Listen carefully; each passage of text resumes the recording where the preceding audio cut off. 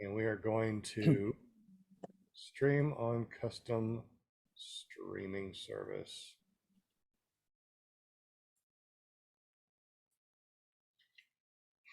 Oh, good. It did work.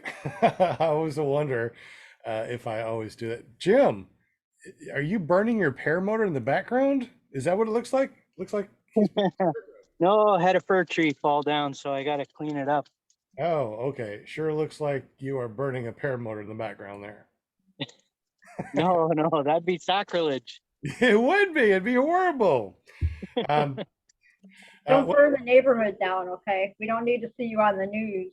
no, definitely not. We are season 3, episode 132. We decided to do a show today talking about where can we find really good deals on paramotors and wings and stuff like that, because I don't know about you guys, but when I first started, I wanted to buy a a wing that was not used. I want to buy a brand new wing because that's what keeps me up there. A paramotor, I'll work on it and I'll try to get it running and stuff like that. I wasn't really caring about a brand new paramotor, but I wanted a brand new wing. And I found a very used paramotor, and for $3,000 back in the day, it was a good deal. I put about 500 bucks into it, put a new carburetor on it, and $100 maintenance, and it was freaking awesome. It had a Moster 185 Classic, the one without the clutch.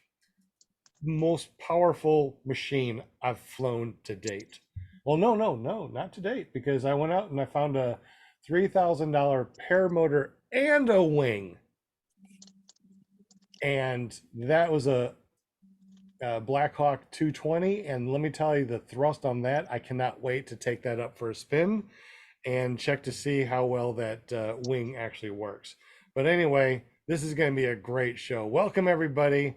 My name is Sean Simons, PPG Grandpa. We got Will Fly in the chat and the panel tonight. I guess if you have a question, just make sure that you get up with Will. Also, we got Jim from Canada. Looks like he's burning something out there. Hope it's not his paramotor. It looks like a scene from Breaking Bad or something. I know, right? I know, right? We also got our Linda Anderson, our Hi, everybody. our PPG PR girl. Where's your pom poms? I forgot. They're back there. Oh I no! I know. Well, I guess I was thinking because we didn't have a guest tonight. I usually bring it out. That's all right. One time in 3 years that you forget. I know. That's okay. So tonight is going down in momentous history of no pom poms. No pom-poms. No pom poms. So let's see. Who do we have in the chat tonight? Real quick. I guess we'll take a look and see who's in the chat. Let me get back over here. We got a bunch of people. We got Tony Marzano. What's up? We got Tony, John Wayne. come on the Zoom with us. Copay J. Tony, you've heard Paramount says, come on the Zoom. Never trust a skinny Chef Shane. You and Angela. Look at how many people we have on here. We don't have very much, and it's always good to have another person on here. So if you want to, Jane, jump on. You're more than welcome to, because we need a comic. We've been missing the comics, and he's a comic. Right.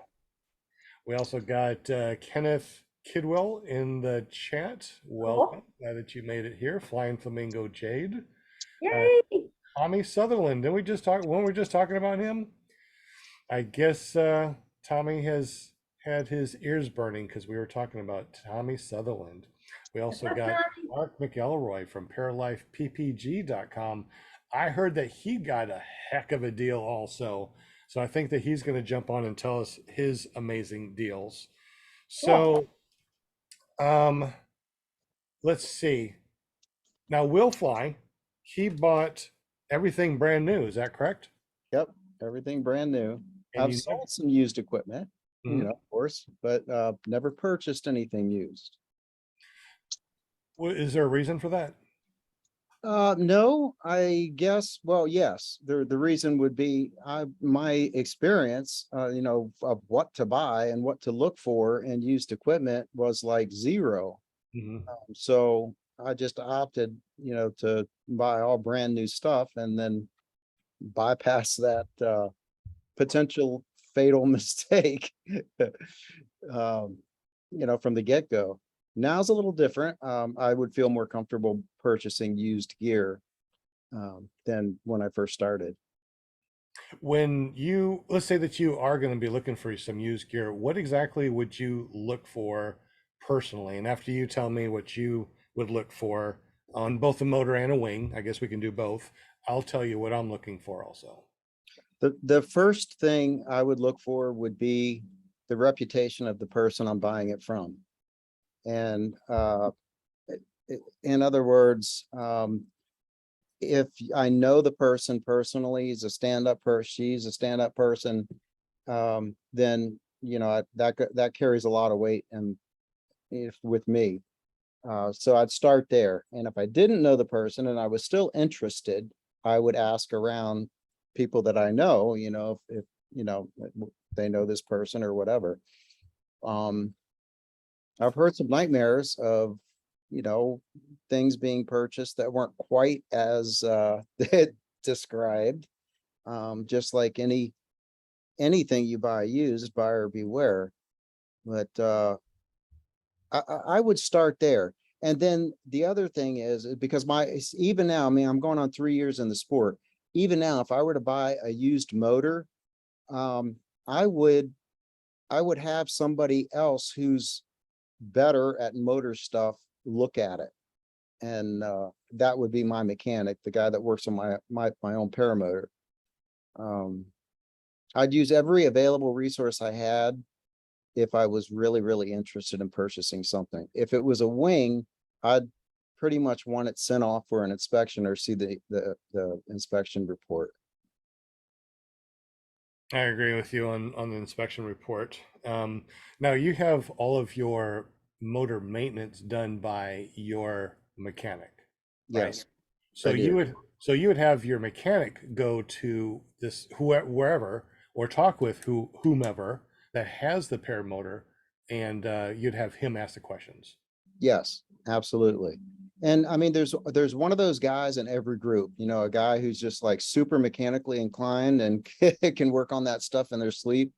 And so just use your own resources and there's some good deals out there. I guarantee it because I hear about them all the time and I'm never a recipient of them.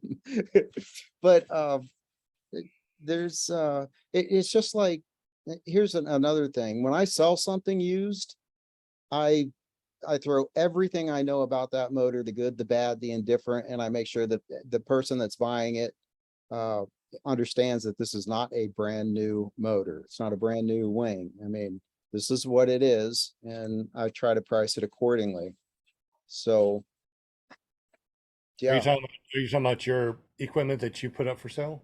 yes, yeah, whether it's a wing or a motor or whatever, because I price it less usually because I would rather someone be pleasantly surprised than than to be disappointed. That's a very awesome thought about selling something.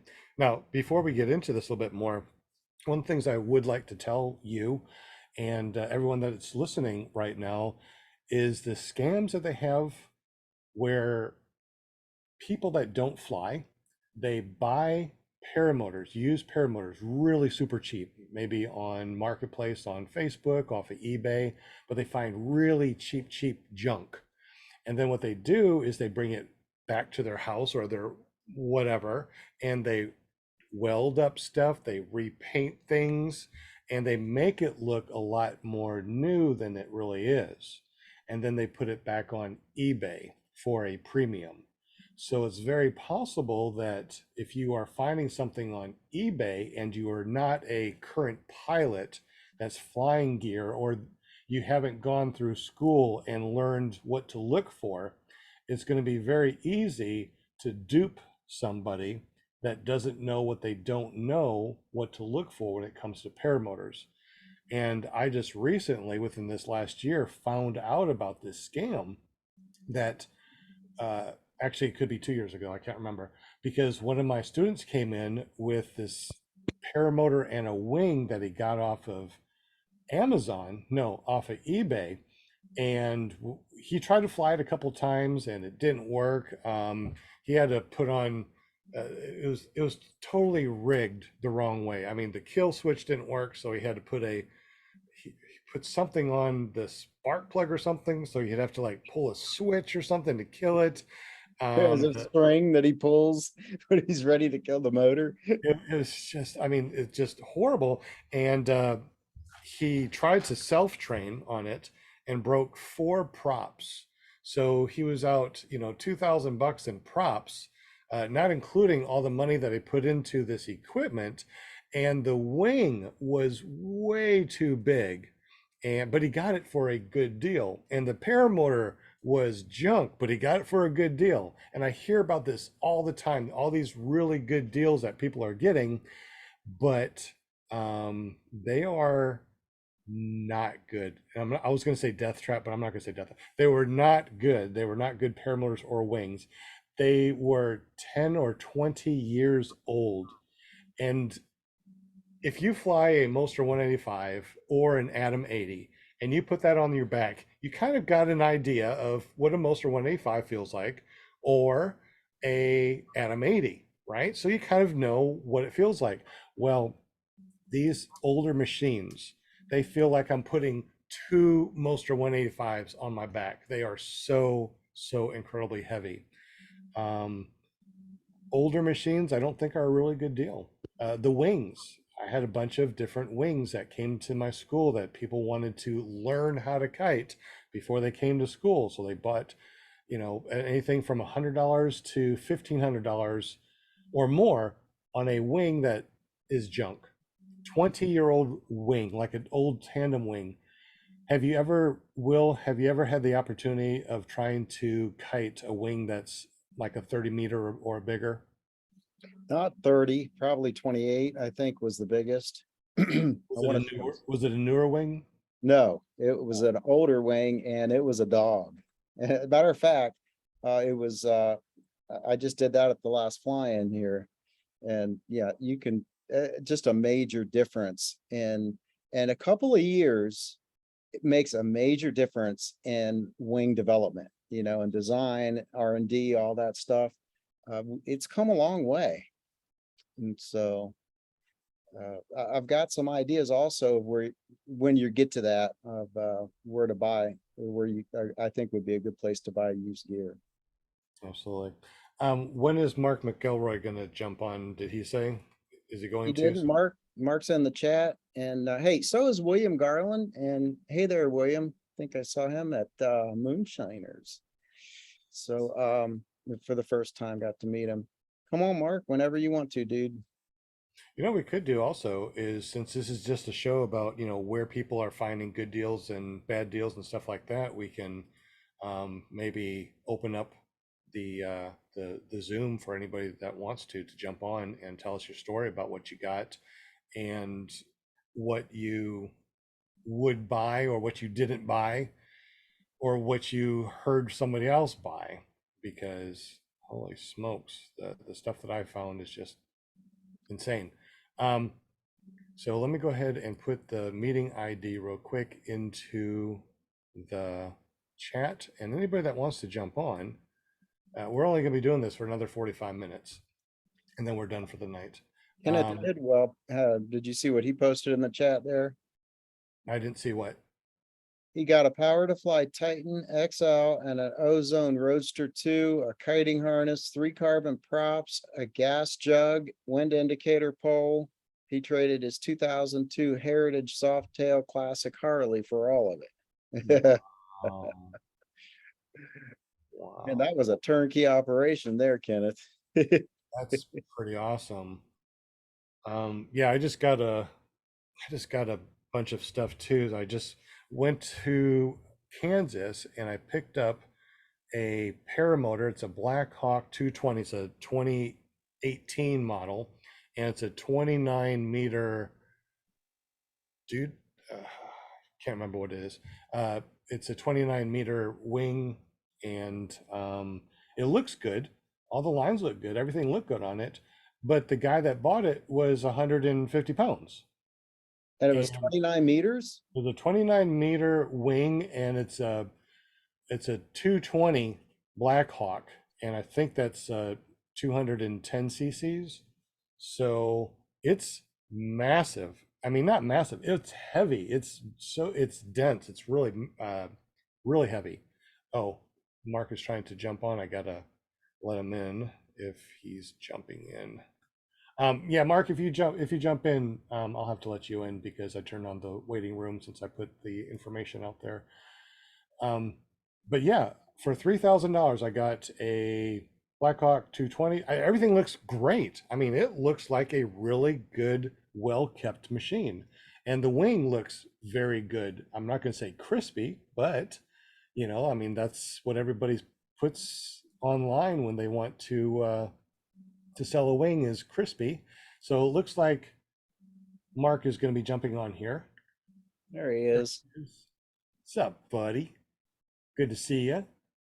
He's connecting, so I don't know if he can actually hear us or not. There you are. Hey, What's Mark. up, man? You are on mute if you don't know that. He goes, oh, crap, I'm on mute. Where's the mute? He's trying to. There it is. Yeah, All I've right. been using StreamYard, so I sure don't know anything about this anymore. Well, Mark, good to see you, buddy. It's been a minute. Welcome, Yeah. welcome. This is like reunion time. It really is. Good to see y'all. So I I love heard it. that you got a better deal than me. I went out and got for $3,000. I got a Blackhawk 220 paramotor and a 29-meter wing, and it looks pretty good. They're both 2008 models. But it sounds like you got a better deal than I did. What'd you get, and how'd you get it? Well, I haven't seen yours or know anything about yours. Mine was on Craigslist up in Virginia, and it was a 2018 Kangook Viking, brand new, never flown, the frame and harness, but it had an old RDM 100 motor, which is real old, and a power play Sting 140 wing. And this is before I went to school, before I had training or anything. But I flew up there and bought it for $1,000, brought it home, played around with the wing a little bit while I was waiting on going to school. And then I just decided I went ahead and bought all brand new gear before I ever flew. So Gavin Kidd, a buddy of mine down here in Atlanta, he actually flew it at Hodges Field. Yeah. And I mean, he flew it and it flew okay, but the wing was, it was almost like a cloth feel instead of a plastic feel. And it was big and lazy, but it flew. So you actually flew it? I didn't fly it, but my buddy Gavin did. Oh, okay. Yeah, he flew it. I went through it all, cleaned it all up, the motor and everything, repacked the exhaust, made sure it was running good. And he flew it. He flew the wing first on his own motor at my house. And then when we went down to Hodges, he actually flew the whole setup. So you got the motor and the wing for how much? $1,000 in Virginia. I flew up there, broke it all down, put it in a couple of suitcases and flew it home. Wow. So I just checked it as baggage. I Yep. think that you got a better deal than I did, I guess. Well, I mean, I don't know. All I did was I just cleaned it all up real good. And then when I decided I'm not going to fly it, I'm just going to get new stuff. I put it up for sale and sold it for $3,200. Man, that's a heck of a flip. Yeah. Me. I don't know what a brand new Kangook frame sells for. That was in 2019 and it was a 2018 frame. Sounds like a really good deal. Yeah. So, do you look for any other paramotors or wings that are used? And if you do, what would you look for when you look for these I, things? I wouldn't look for anything. The stuff isn't that expensive, and for me personally, all my kids are grown, and I would just buy brand new stuff and use it, for its life expectancy, a good bit, and then dump it and just buy it again. So, what gear do you use right now, just in case people don't know? Um, I have a power to fly Titan. Now I've only been flying 2 years, so I'm no expert at any of it. But I have a power to fly Titan, Apto Lift EZR, a Dudek comfort seat, and a Moster 185 pull start. And I mean, I bought a Pluma also. And then I just decided that I just wanted to stick with my power to fly. On the Pluma, I got dual start, Mike super lights. It was all dolled up. And then I just decided, these things crank up usually on one pull, maybe two. So what's the sense in a battery and electric start and all the nonsense? So I kind of went back to just keeping it simple. I have Skyflar for strobe on the paramotor and PPG smoke on my helmet. So anyways, I just think now to keep it simple.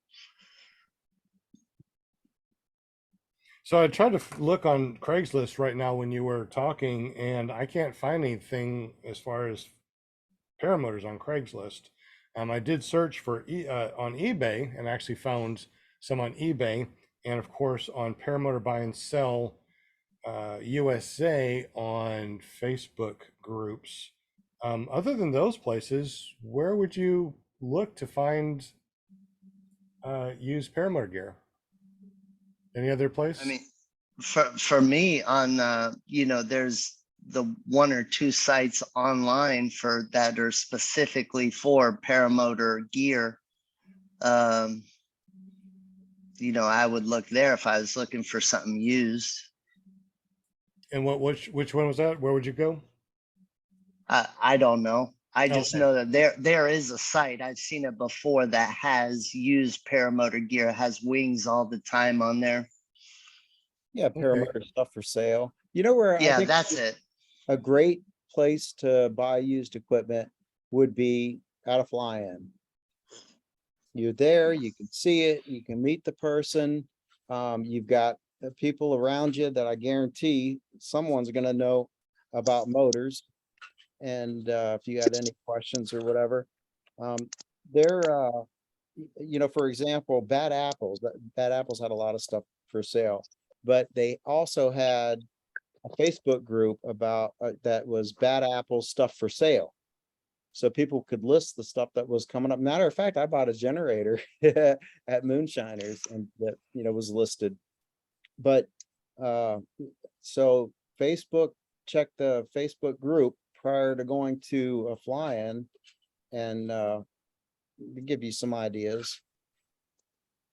If I was new and I Heard was just stuff. trying to get into it, I would I would talk to an instructor and see if they had used equipment or some demo equipment to get, because they take good care of it. They know the stuff. And if it's older used, they've probably gone through it. Especially they're not wanting you to crash. They want you to succeed. So I would probably talk to an instructor this time. I didn't do that. I got fortunate. I got 100 hours on my unit before I burnt out my piston.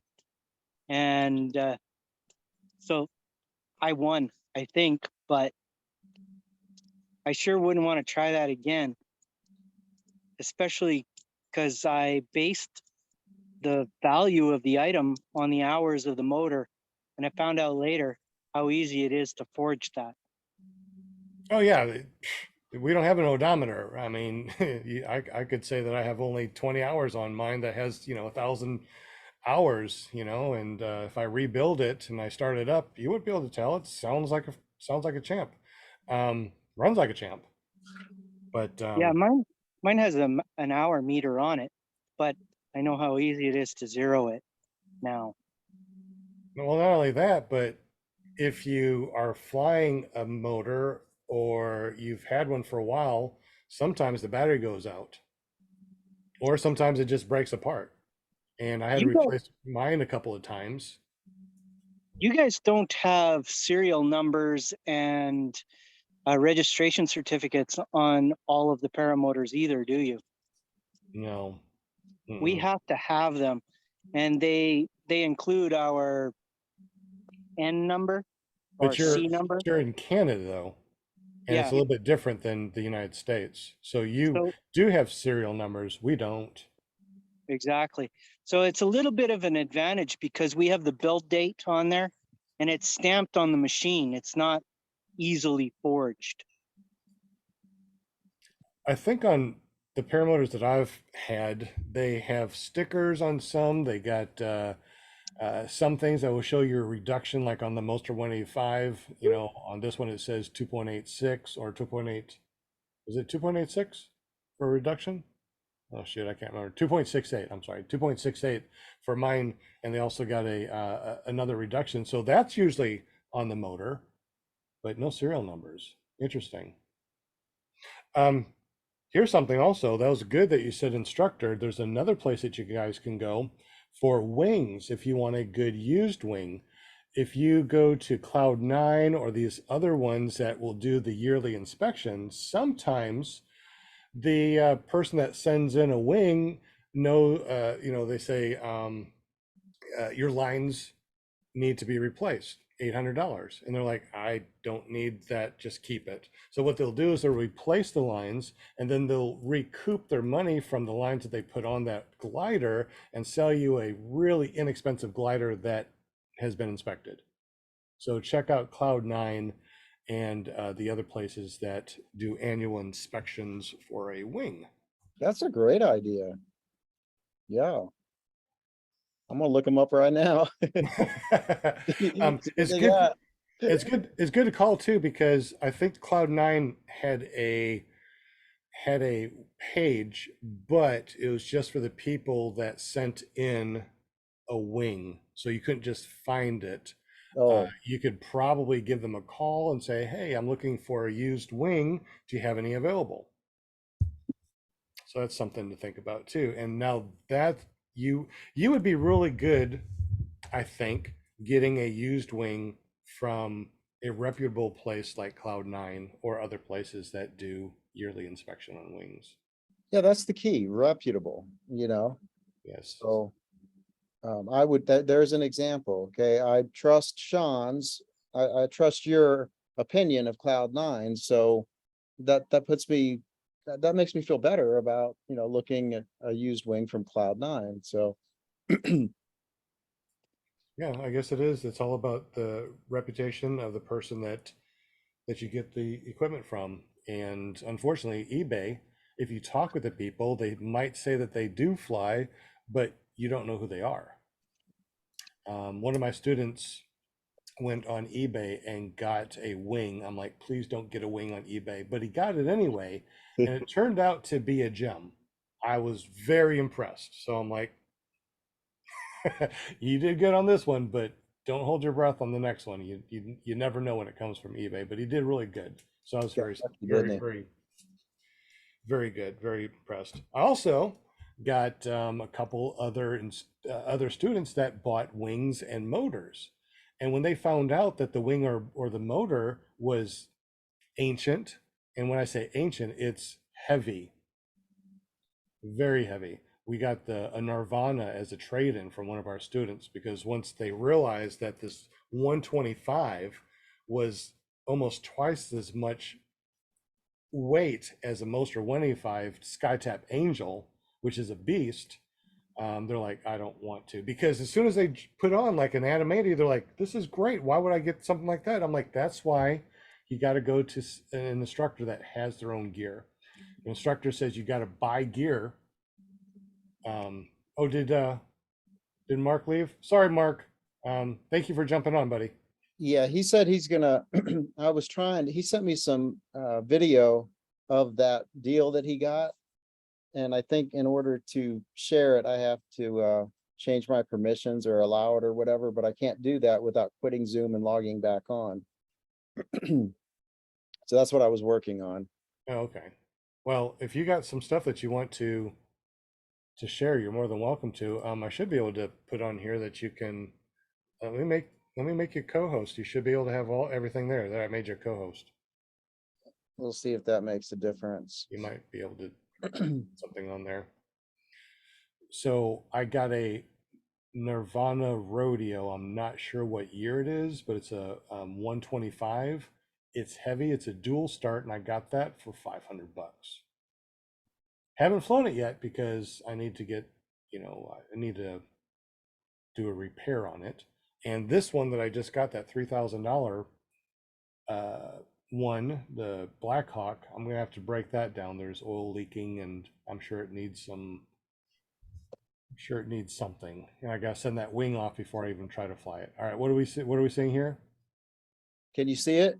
I see it. What am I seeing? Okay, so this is the deal that that Mark got for Okay. $1,000.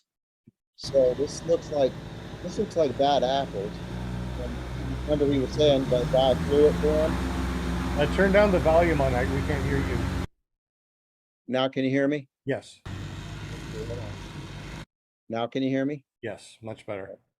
So this is the deal that Mark McElroy got for $1,000, the wing and the motor, and this is the guy flying it at Bad Apples.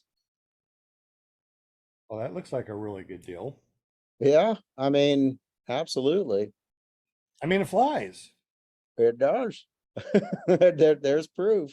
Well, one of the things that we need to do, because I watched Tucker Gott's video that they went and bought that $2,500 paramotor. Yeah, yeah. And it was, not, I mean, it flew, but for a person that's been flying for a while, so you kind of have the ability to understand what you're flying. Can you Right. go ahead and fly that or play it one more time? Sure. So Tucker Gott did a video. Yeah, I'm sure y'all have seen it. It's he bought it with his friend for $2,500. They took it out for a spin, and the vibration was so bad that the guy that was flying it, it was difficult for him to see, and had a weird swinging motion. And when I was watching it again today, I noticed that the carabiner was on a 1 or 2 inch little strap from the swing arm. So there's the swing arm, and then there's like 2 inches of strap, and then the carabiner. I think that's where all the swinging came from, because of all the ones that I've seen, the carabiner is connected on like a dog bone that's really close to the swing arm, and it's not just dangling up for 2 inches. I've got another video, I think, but do you remember that? I had never heard of that wing before. This wing that he was talking about? Uh-huh. No, there's a lot of wings that I haven't heard of either. The My older ones. Kangoo, I'm quite sure that the carabiner between the swing arm and the carabiner is probably 1.5 to 2 inches. Well, it was a Kanguk that he bought, right? But the wing, I'd never heard of it. I'm sorry, are we talking about the Tucker God or Mark? The Tucker, no, we were talking about Mark's as we were watching that video. Gotcha. I watched that video of Tucker's too, and I remember him saying when he started it, he said, "It sounds like a paramotor." Yep. Must be a paramotor. See if I can find the other video here. Yeah, so I'm trying to see exactly, and if I can pull this up and stop it at that one place where they're looking at the swing arm, I'm like, that doesn't look right. That looks like there'd be a lot of play there, and that's probably what was going on. So Tucker did that one. Is it a $2,500 paramotor worth it? Then there was another one. Somebody made their own paramotor for $99. Was that it? I think there was one that said that he made a paramotor for $99. No, it was a trike for $99. Okay, so let me go ahead and share this real quick, unless you're sharing it. Nope, no sharing. Okay. So I'm going to share this. And this is what I was talking about. So right here on the swing arm, it's connected here, but it has this big 1 to 2 inch thing strap, and then the carabiner's connected to it. So I don't know if you can actually see what I'm talking about. I mean, I just tried to find it, but do you see what I'm talking about on that swing arm? Yeah, I see it. So it's connected here, but then you have 2 inches and then a carabiner connected. So when he has his risers on here, you got 2 inches plus the carabiner, and then the risers start way up here. So you almost got like 3 inches above your swing arms before the risers even start. And I think that's why he was having that weird oh, there it is. I think this is it. Yeah. So this is what I was talking about. You see it? Jim, did you say that your paramotor had this? Yeah, mine does. It's very similar to that. Maybe just a little bit shorter, but not much. Anybody else have swing arms that has something like this? Let us know in the super chat. It'd be really interesting to see who else has something like this, and does it work? Does it work well, Jim? I mean, does it have a weird swinging sensation on it, or? No, yeah, it works great. Okay, As far as I know, anyway. that's true. All right, let's check the chat real quick. Anybody say anything in the chat? Let's see. Can you show the swaying motion that you're talking about Yeah, in the yeah, video? absolutely. Like So you said, he's got a funny swaying motion. yeah, so let me go back to it. Let's see where it is. Hold on a second. I think I turned it off. Definitely hit the wrong button. All right, here we go. All right, so let's go back here. I'm going to share my screen. And then here this is. So this is what he has. And then let's go ahead and look. So, I mean, the machine looks good. I mean, I would look at it and go, yeah, I'd buy that for $1,200, or what was it, $2,500. That looked like a pretty good deal. And let's see, it's probably in the next video that he's actually flying. Yeah, so it's part 2. Let me see if I can find part 2 real quick. Can you describe what the swaying was? Well, he was saying that when he's flying, that it would pitch forward and backwards, or go back, forward and backwards. So you give it gas and it swing this way, let it go and swing this way, really, really more than you would normally do if you were if you're flying a regular or a newer paramotor. I don't think it had high hang points, but I think that it That'd be more of an indicator of low hang points, huh? well, I mean, on a swing arm, that's what everybody normally will do, is they'll have. I'm sorry, I'm kind of scrolling through to see if I can find it. All right, let me go ahead and share it again real quick and see what we can do. So here it is. We're going to share it. All right, so they went out and I have really bad internet, so this may not be a good thing for me to do while I'm doing this. So does somebody else have access to bring this up? Well, I guess I can do it now. All right, so here it is. So here he is over here. He goes, watch me. So he zoomed in. So when he, see how it swings forward and backwards? Hmm.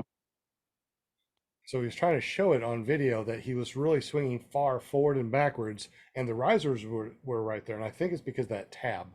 And he also said too, it's extremely, it vibrated a lot where he couldn't even see. It was causing him to have blurry eyes. So that's pretty bad. Well, what were the conditions like? I mean, was yours just doing a- the same thing, or was it? Just a normal day, and Tucker was flying, and he had a normal day. It was a I normal wonder flight. if it was a thrust angle issue. I think it was because of the way it was connected to that swing arm. I think it was. I have no idea because I don't have that in front of me, because it just looked like that's probably the reason why I was swinging back and forth. But if yours is like that, Jim, you'll have to, the next time that you get to your paramotor, you'll have to take a picture of it and text it to me so I can take a look. James in the chat actually did some skydiving at Moonshiners. It's pretty impressive. What? Yeah, man, jumped out of an airplane, just crazy. But I don't know if I'd want to jump off a perfectly good airplane. yeah, he did a good job. He says that he's asking about the hang point. Did he do a hang point check? I don't remember on the video if they did a hang check or not, Okay. but that's definitely something I always do before I go on to another paramotor. Always do a hang check. All right, what are we looking at, Will? All right, so I know we're bouncing back and forth, but we're back to the $1,000 paramotor, Yeah. and this is the actual motor here. So that's the Kanguk, right? Let me turn the volume down. That doesn't look like a bad paramotor. No, I mean, obviously it flew for $1,000, man. There's the wing. That's really awesome. Yeah, I won't be able to go out and fly this new one until I do a little bit of work on it and check the wing and check everything over, do a hang check and make sure that, the angle is good. Then I'm going to take it out for a spin. I'll do a video on a $3,000 paramotor and wing deal. See if it works, see if it flies, see if I fall out of the sky. That's why I always carry a reserve.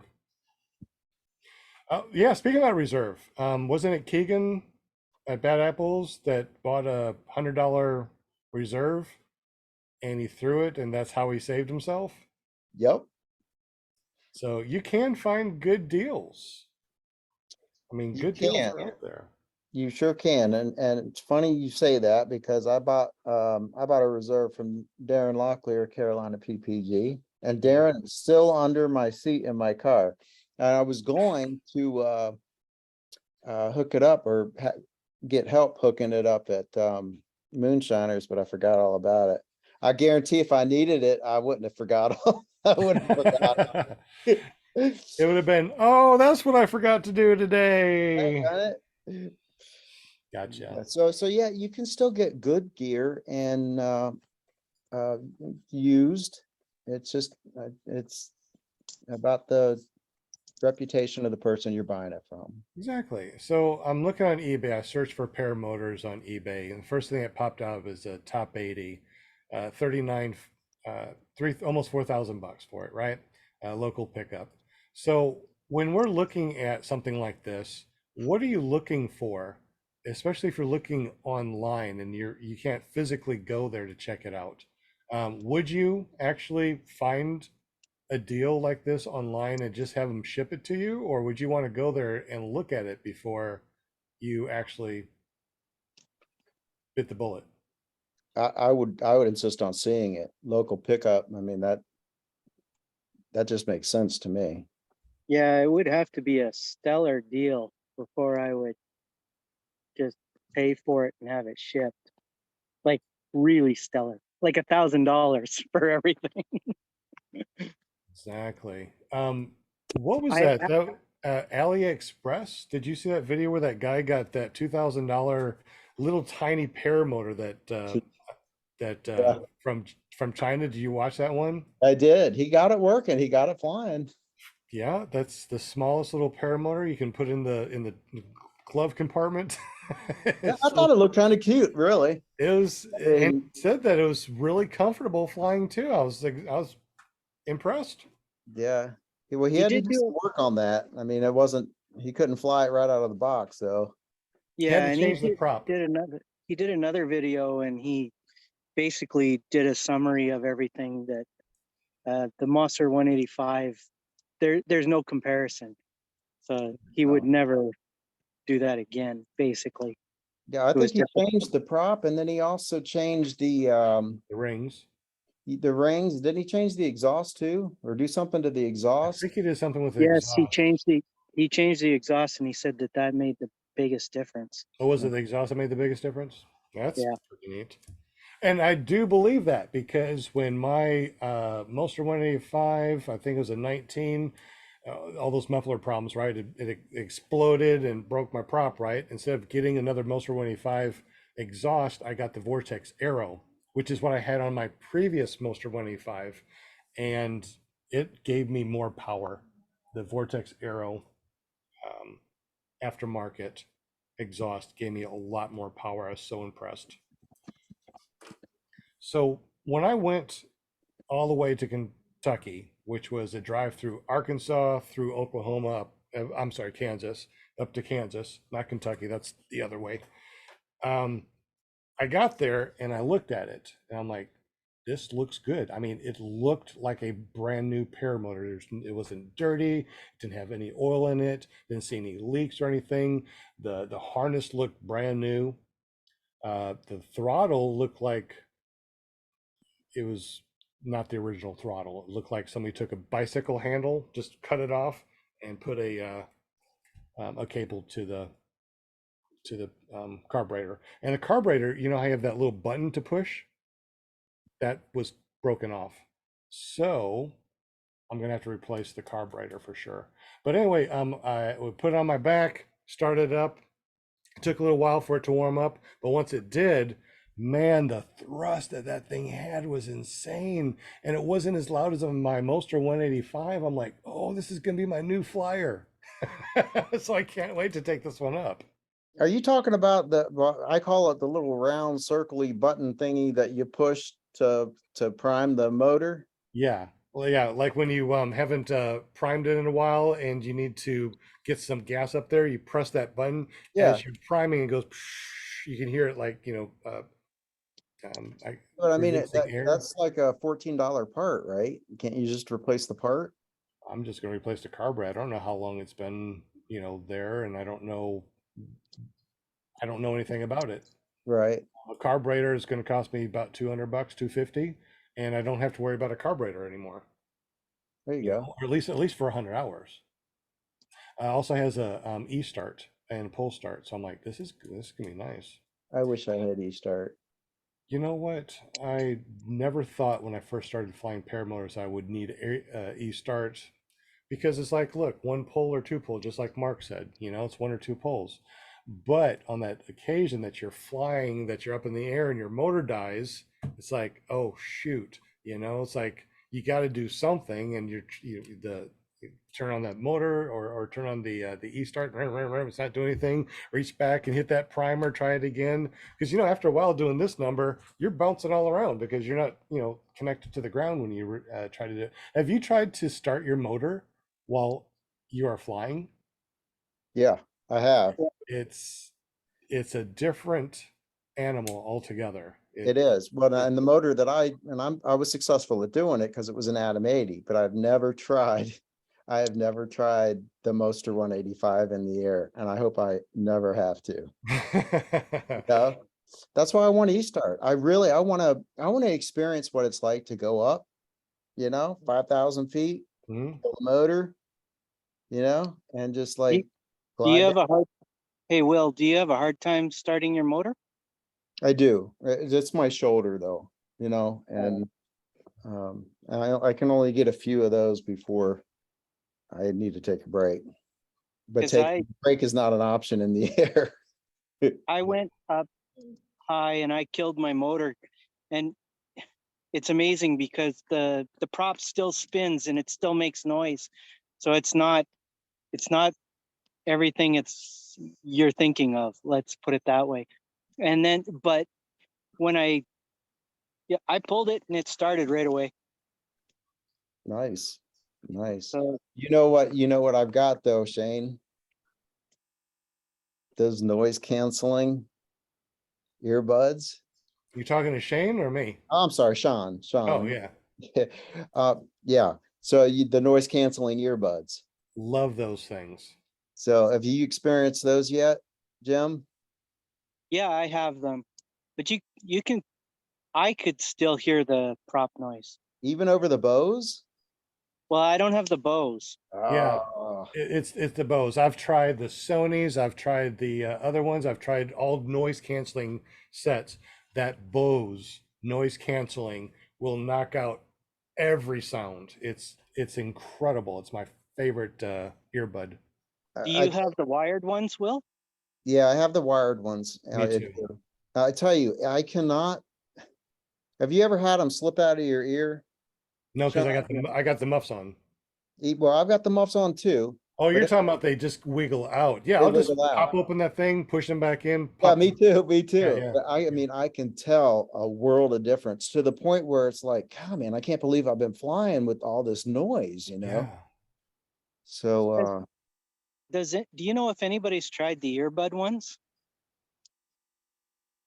What do you I mean? know what you're talking about, and I have not tried them. I know they've got the other Bose that goes back behind your neck, and it's wireless. I just don't know how that would work with the helmet and the earmuffs. Well, the one with the wire, because the wire does come down, you just put on some foam, some foam over your microphone. So when you're flying, you can talk and it seems like you are, right next to, the person. Remember when I was on one of the shows and I called in when I was flying? You couldn't even tell that I was flying. Yeah. Yep. That was just a regular iPhone buds that I put on that was connected to my iPhone. That's before the Bose, and that's how good the noise canceling was. It's pretty insane. Do your Bose? Do they connect to multiple Bluetooth things? Like, could you connect it to It's not your Bluetooth; phone it's wired. and to your ICOM radio or your? It's wired. I just connect it. I have a chest mount, so I connect it directly to my phone and into my ears. Oh, okay. So it's not just a wire and then wireless. It's directly connected. Yeah. Okay. And I like it like that because I have a lot more control over it, and I can talk on the phone. I can listen to music. It's everything I need, and it's a lot cheaper than those Cenas or Senas, however you say it. Even though I do have the 10R, I just don't use it. I use the Bose. It's pretty Yeah. awesome. Does anyone in the chat use noise canceling? And if you do, what do you use? The only I thing, use the only disadvantage of the Bose, and it's like we need more wires, coming out of our chest and going all over the place. I would like it. I would like a wireless option. I use the Samsung earbuds and they cancel out the sound pretty good, but it's not like you can't hear the motor. You can hear it. And and the problem with them is that I cannot connect to my Rexon nav radio and I and connect to my phone. So if I get a phone call, I can't take it because they're earbuds and I can't it doesn't connect to my boom on my Cena, and so it's kind of a pain. I don't even use a airband radio. I got one. It just is. I just don't use it. I got all sorts of different things that I thought that I needed when I was first started to fly. All I need is a phone, earbuds, muff, helmet, and I'm good. Yeah, Yeah. this time of year I've seen a few crop dusters and it's a little disconcerting. And also I've been flying some long distances and I've been getting up to 8,000 feet to catch the right wind currents. Wow. And so then I'm getting into kind of dangerous territory. I mean, I'm in safe areas, I'm allowed to fly there, but so are other people. I see. Yeah, it's like the, what's that, Go ahead, Will? Sean. Go ahead, Will. Well, I was gonna say, that reminds me, if anyone's got I've got to use the micro avionics, and I need an adapter for the, ICOM aviation radio. If anyone has one laying around, let me know, hit me up. Gotcha. There's another thing, those Rexon 530, I think they are RHPs. You can't get parts for them, and I don't think they're available anymore. So my charger blew, and now I'm without a radio, which Bummer. sucks. Yeah, because now I gotta go and buy another. What are the ICOMs? Are like $500 or $600. Yeah, I don't know. I got mine for like 200 or 150 or something. I got a really good deal. you're always Yeah, getting good deals, man. That's you because got the Rexon though, didn't you? I don't remember what I got, but it works. I mean, it it Yeah, it I got does the what Rexon. it It's needs to do. great, except the charger blew. So now I gotta try and figure out how to make the charger work. Can't you just buy a new charger? Nope, they're not available.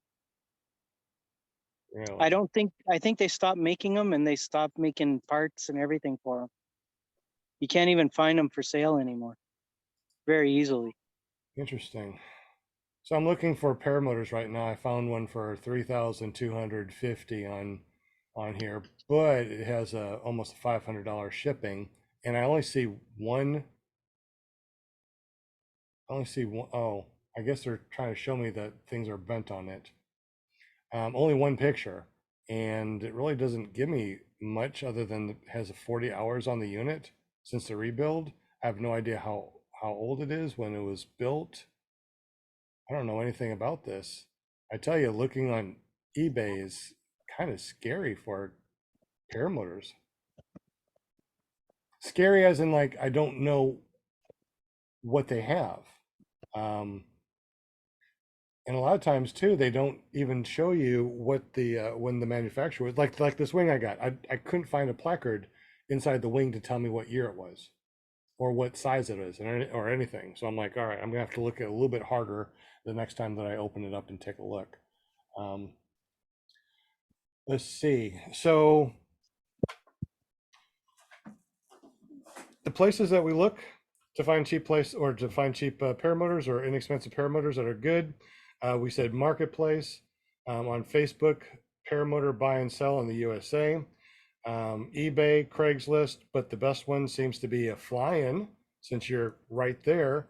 And also too, Jim said check for your instructor, and I also commented on check Cloud9 or the places that you send your wing in to see if they have any good wing deals available.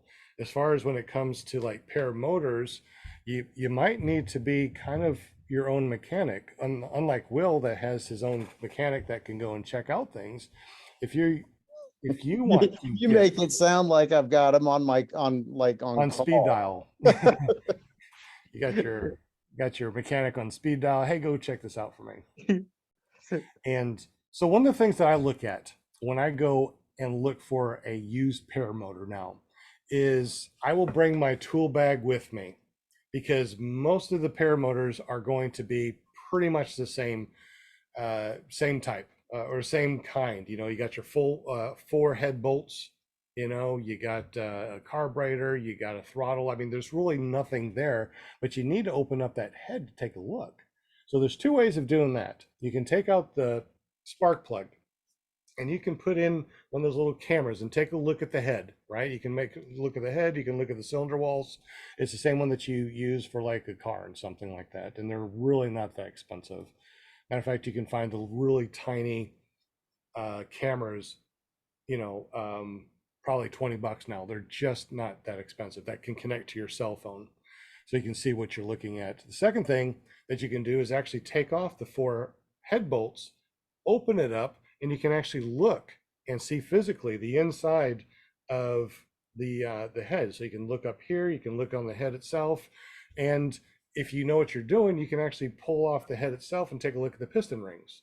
Now, I don't know if I really want somebody to do that to my paramotor that I'm selling, But taking off the head, no big deal. I do that all the time anyways. I always change out, I always pop off the head, clean off the head of the piston. I clean this up and make sure everything looks good. And that exhaust port always gets clogged.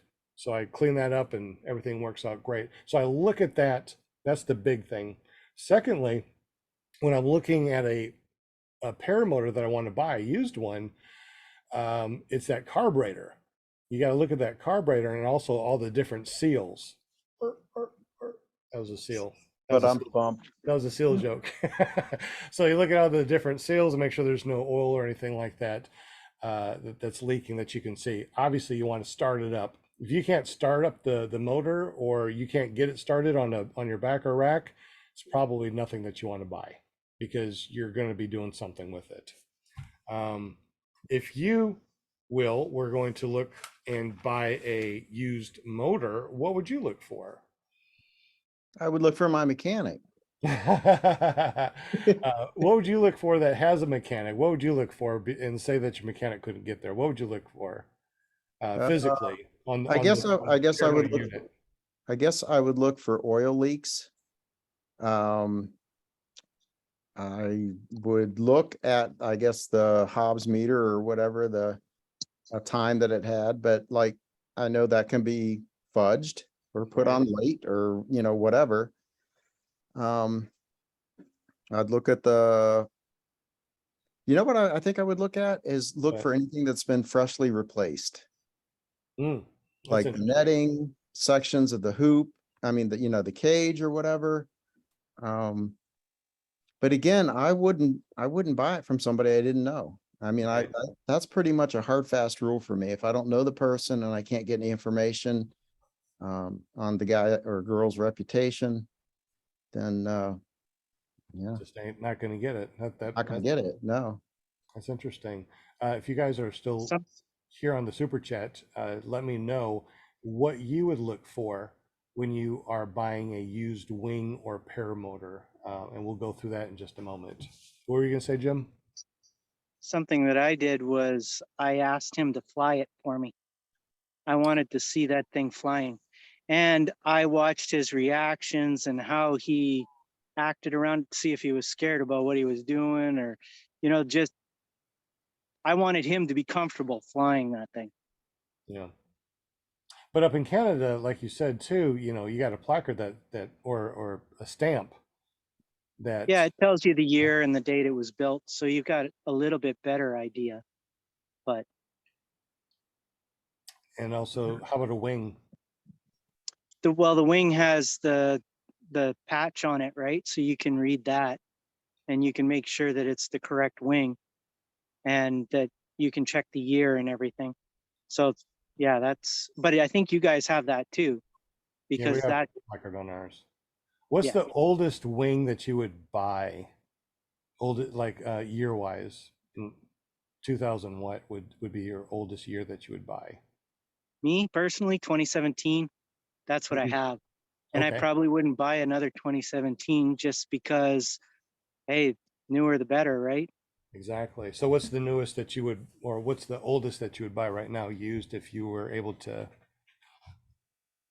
Probably 2020, 2020? or yeah, in around that area. How about you, I'd Will? want the next generation because I have a Mac Para Charger. Mm-hmm. Well, there's the Mac Para Charger 2 is out, so I might consider that. Or I might consider the Colorado, or, something a little bit newer anyway. Yeah. I would say 2020 would be also my number, but it's not so much about the year. I mean, because some guys put hundreds of hours on their wings, and they Yeah, can do that in a very short period of time. absolutely.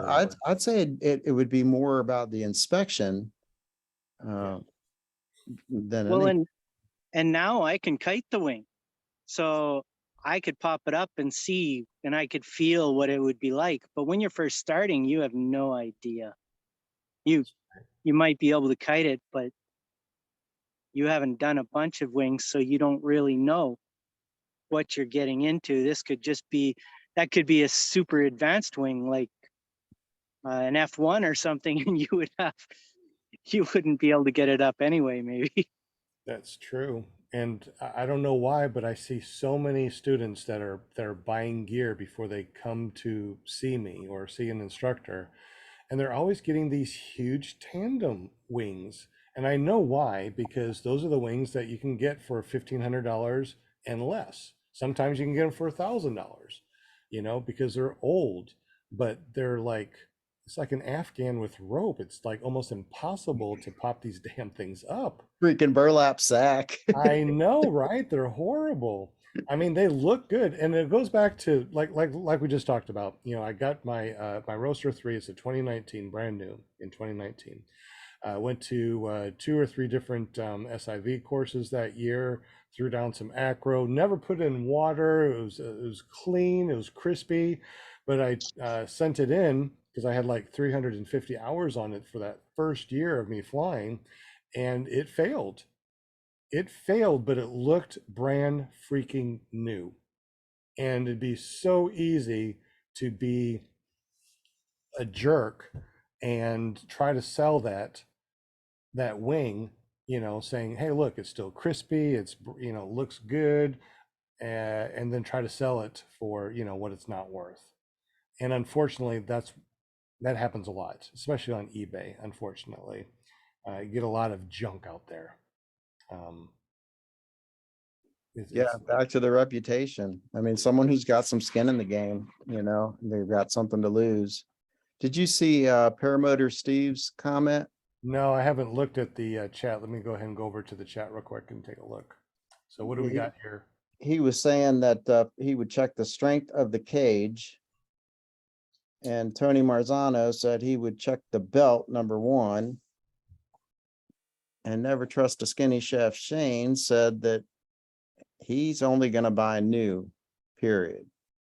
Yeah, it just, so the reason why I did what I did is because I do have a school, and the kids are really brutal when it comes to kiting these wings. And they'll drag them on the ground, they'll get them caught, and they'll still try to pull them. They'll flip over and they'll land hard on the leading edge.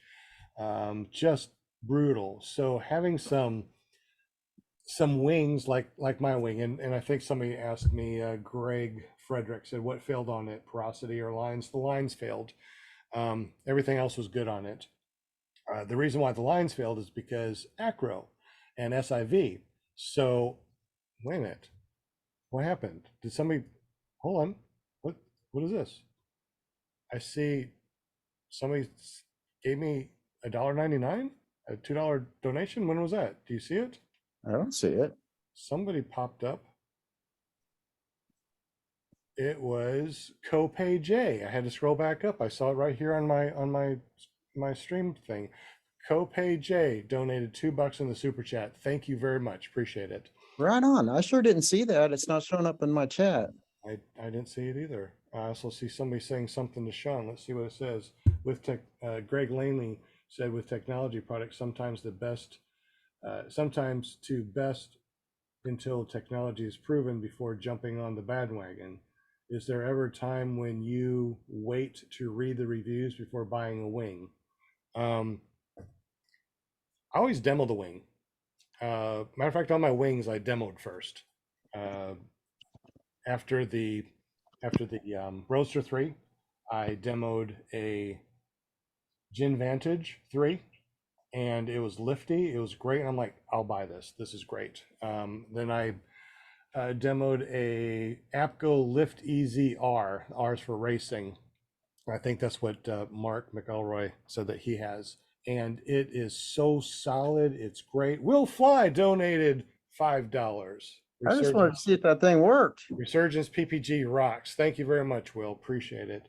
But totally lost my train of thought. I don't know where I was going with that. Just totally gone. I'm sorry, man. I'm at fault. It's not you, it's Grandpa. Give me that $5 back. So Sean, did you buy your first setup brand new? Me? Yeah. I bought the wing new. So I bought a brand new Roadster 3, 2019 Roadster 3, and I was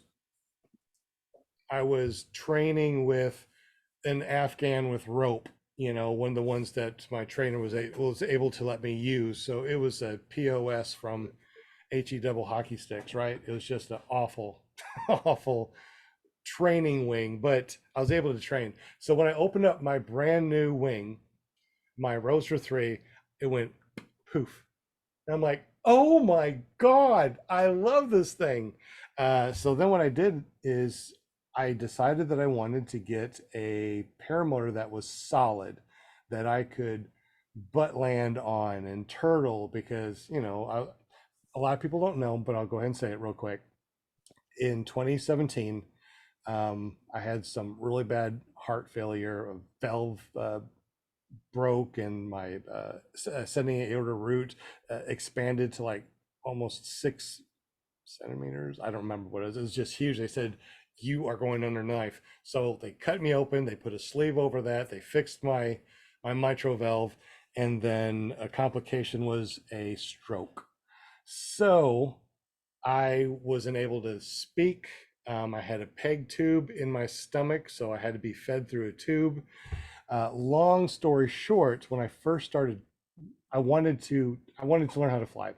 And the reason why I wanted to learn how to fly, because when you don't eat, or you can't eat, you can't speak and stuff, you're like, man, I want to see something. And before I learned about the mukbang, where you see people eat, I searched for cheeseburger.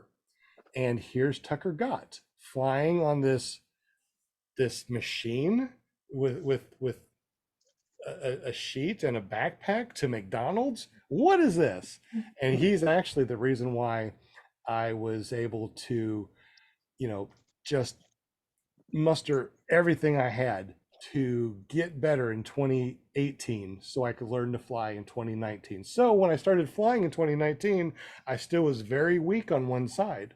My knees would still buckle. I wasn't able to stand very well. It took a long time for me to learn to kite. But anyway, long story short, I wanted a paramotor that was solid, and I found a used flat top. So that was my very first one, was a flat top that I got from someone. That's the one I got for 3,000, and then I had to put in about $500 to it to make it flyable. And that's what I trained on. That's what I learned on. And I swear to God that I would not do what I've seen out there. I've seen these videos where people are doing butt landings. They are sitting too soon. They turtle and all these things that I'm like, I swear I will not do it. I see it on the internet. I know in my mind I will not do it. And my first 10 flights, I pretty much did everything. Everything from sitting too soon, butt landing, turtling, all that stuff. But I tell you what, that damn flat top didn't break. Did not break. It was awesome. So anyways, because of the, what do you call it? The stigma around the flat tops. People that didn't know me, they saw me pull up with a flat top and immediately they're like, And welcomed you with open arms. right? So I'm like, okay, I don't like this. So I learned about the SkyTap Angel and got up with um, Andrew, Andrew Fuller and got a round top. Round I got a round top. I got the same thing. It's a SkyTap Angel. It's round. It's a little bit better built, and it's a lot more comfortable than a flat top. So that's where I started off from. No, I did not super die, says Stephen Goodpaster. Flat top, but you didn't super die. I know, right? Because now everything that I have is a death trap, so someone says. So, but I like all my death traps. They're so much nicer. Yeah, man. Anyway, that's John said something that it is kind of interesting. He said inspections are graded. Even a pass doesn't mean the wing has much life left. So how are they graded? Is it like an A, B, C, D or whatever? Or do they give it a time or?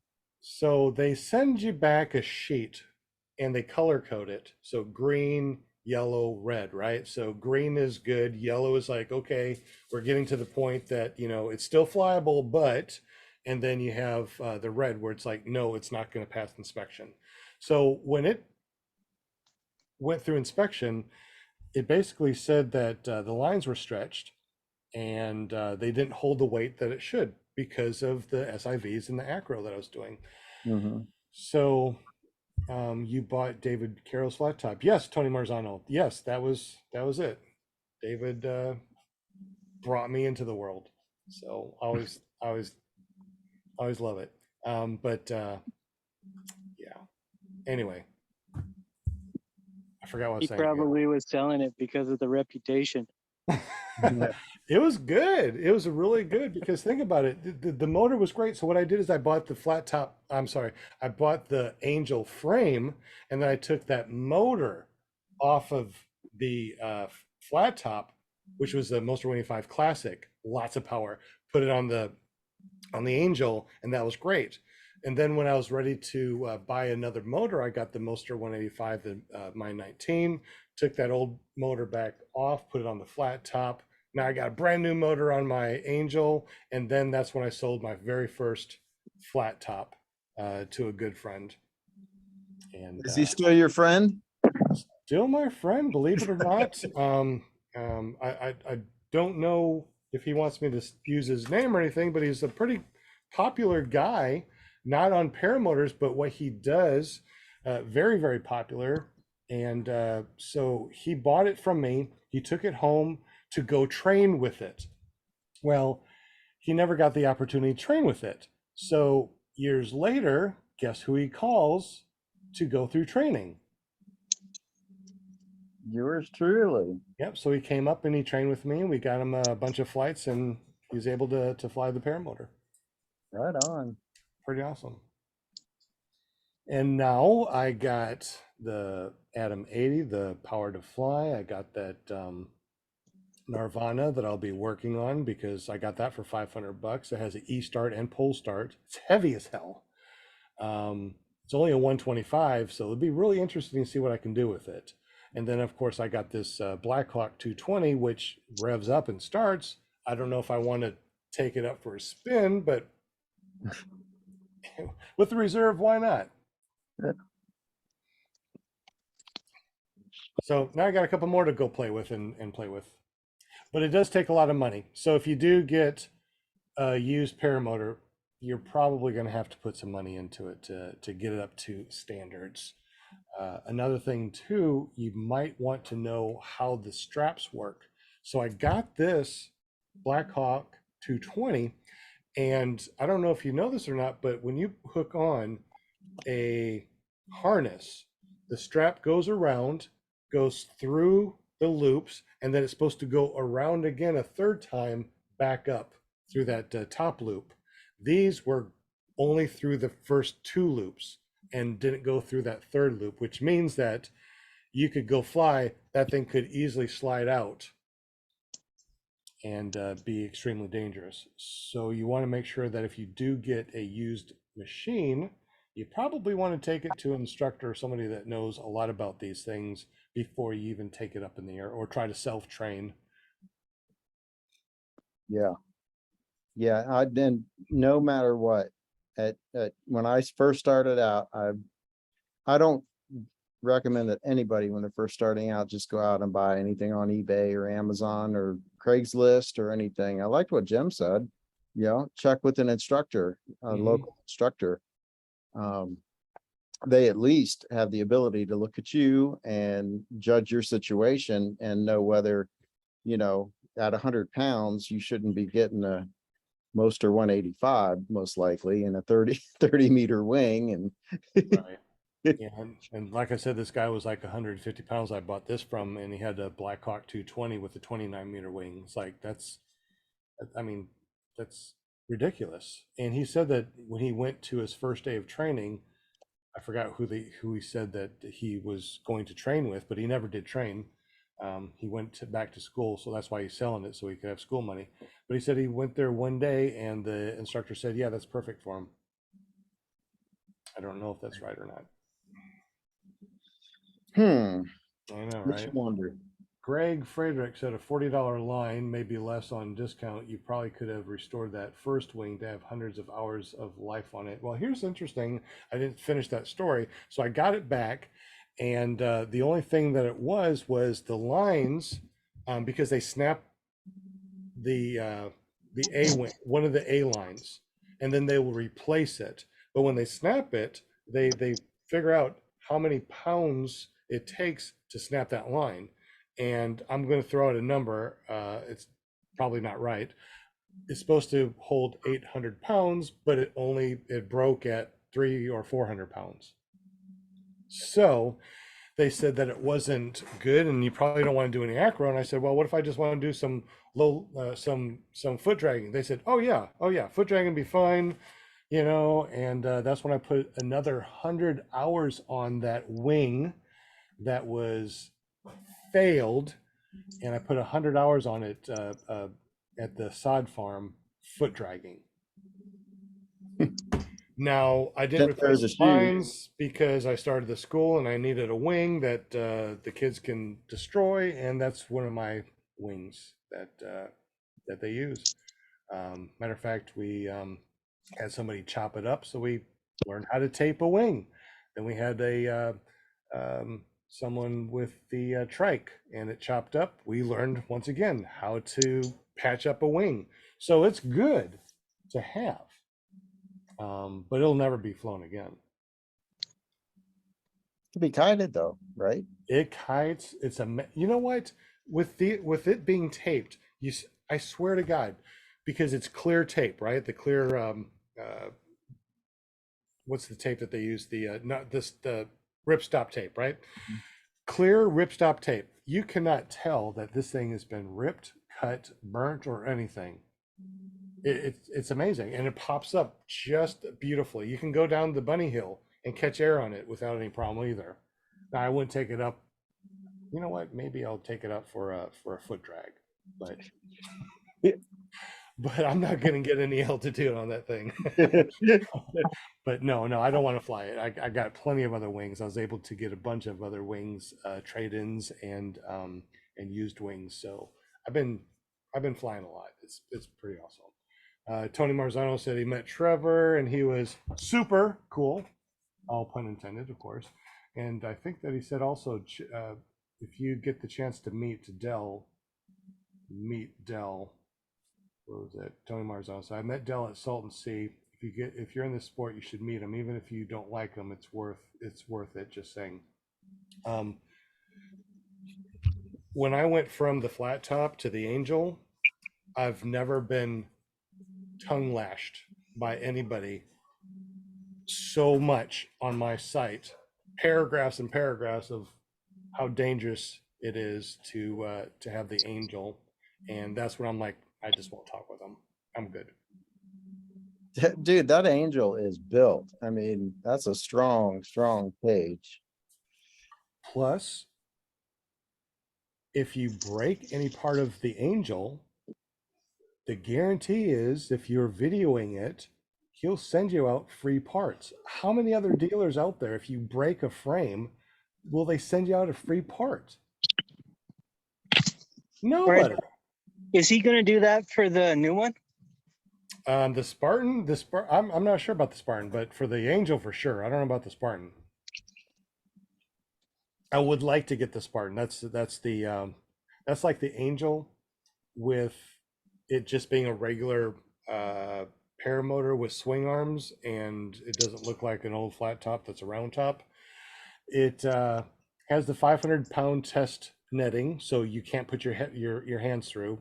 The hoop is solid, so you can do a forward inflation, powered forward inflation without it warping.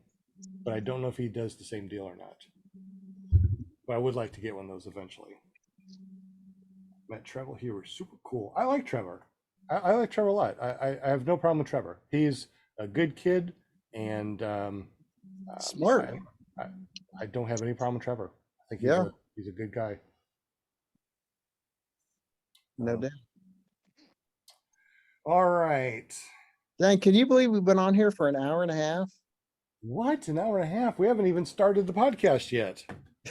You haven't even pressed record. Oh my gosh. All right, let's go ahead and start this thing up real quick, guys. No, I'm just kidding. But anyway, yeah, it's an hour and a half. We probably need to kill this up. I was only going to do an hour anyway.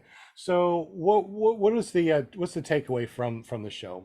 The takeaway is you want to get training at a reputable training place that has gear. That way you can use their gear and you can try different gear. You can try the different motors, you can try different wings. They instructors will probably have more than just, you know, whatever wing they sell. They probably have other wings, and you can try different wings. You can try different motors probably. So They once might have you're, used equipment. what's that?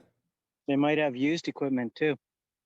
And they might have used equipment, exactly. So your instructor might say, hey, you don't need to buy brand new gear.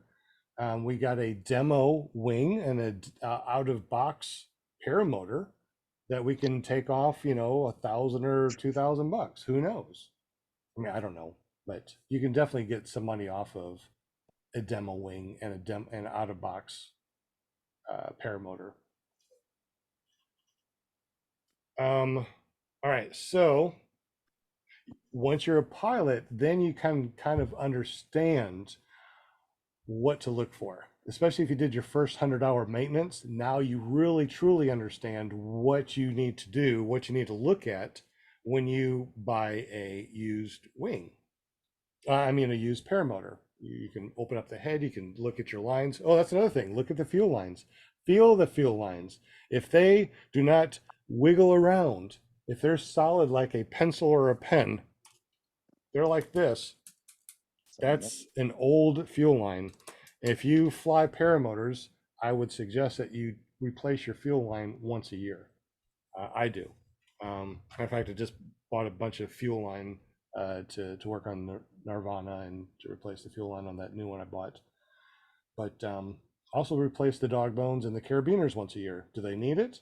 Probably not. But to me, that's my safety. That little dog bone that wraps around your comfort bars or your swing arm or your J bars that connects to your carabiner, that is your lifeline right there. That little thing that's going to cost you $50 to replace once a year can save your life. I've seen way too many videos where people take off and a carabiner breaks or the dog bone rips because it's been there for so long, and they just parachute down or streamer down. That's even worse. And I don't want that to ever happen. So I'll dish out another $50 for something like that.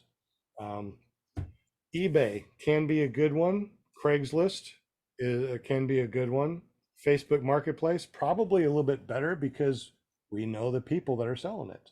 I mean, we've probably seen their videos. We probably heard of them. They might even be friends of ours on our friends list. So probably Yeah, a Facebook. there's groups too. Yeah, I mean, Facebook they're groups, more yeah. local. You can pick a local group and, you know, Mhm. actually go see it before you buy it. Exactly. Check with your instructor because your instructor might have some paramotors and wings that were a demo or out of box, or maybe a student, you know, decided that they didn't want this and they just, here, take it all back. I just don't want it. I'm not going to fly again. And your instructor might have some really good stuff that really wasn't used very much. That's good that he can give you like really cheap. Cloud9 or some other place that inspects wings. That's a great place to ask if they have any used wings that are good that I can get really cheap. You might be able to do that. And of course, like you said, Will, reputation of the people that are selling it. I think that is the big key right there. If you don't know the person, you probably need to make sure that you got an inspection for the wing, and you probably need to go and actually look at the paramotor with your own eyes, kick the tires, so to speak, and you know, make sure it does kick over and run. Will, Jim, any other takeaways? No, man, it's been a great meeting. Zoom. It's been a great show. Well, it's been a great meeting. Yeah. We Absolutely. meet on Mondays. But as far as takeaways, you know, Will would rather have his mechanic go and check or just buy brand new stuff. Mark McElroy said he would rather just buy new stuff and doesn't want to deal with anybody's used stuff. Jim, in the It future, would be, I would have to, I would have to judge each situation differently. But because I mean, there are so many variations to the puzzle, right? exactly. But I would lean toward, I would definitely want to know the person. I would want to know the equipment already, basically know it's been flying. Like, for example, Will was talking about selling his wing. I'd be comfortable buying a wing from Will Yeah. any day. But I wouldn't just do that from anyone. Yeah, and especially the wing. I mean, if it came down to which was more important in buying used, I would say the wing, you know, Is to buy a new wing a and new wing. a new Yeah. wing and a used paramotor. Yes. Uh-huh. Yeah. Knowing what I know now, I probably wouldn't have bought the way I bought. I mean, I got fortunate. Everything worked out well, and I've gotten 100 hours on my stuff, and it's all been good. But I there's just too many variables, things that you just don't know. Hmm. And I would prefer that my instructor had gone through it thoroughly, and or well, yeah, brand new, or my instructor had gone through it thoroughly before I flew it, which that didn't happen because it was my equipment, my stuff, right? My instructor looked at it, but he didn't go through it thoroughly to make sure everything was good. Gotcha. Stephen Goodpasture says, don't forget Alibaba. He's just kidding, of course. Alibaba. Oh, wait. And the 40 Thieves.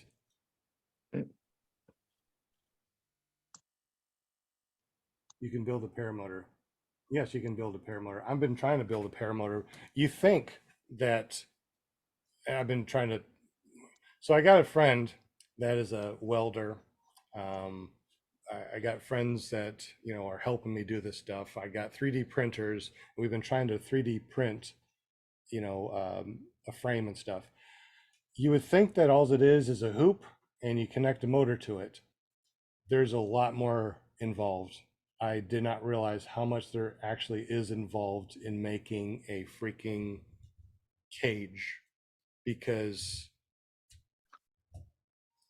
everything with angles, the thrust, the weld, all that stuff. It's there's just so much involved.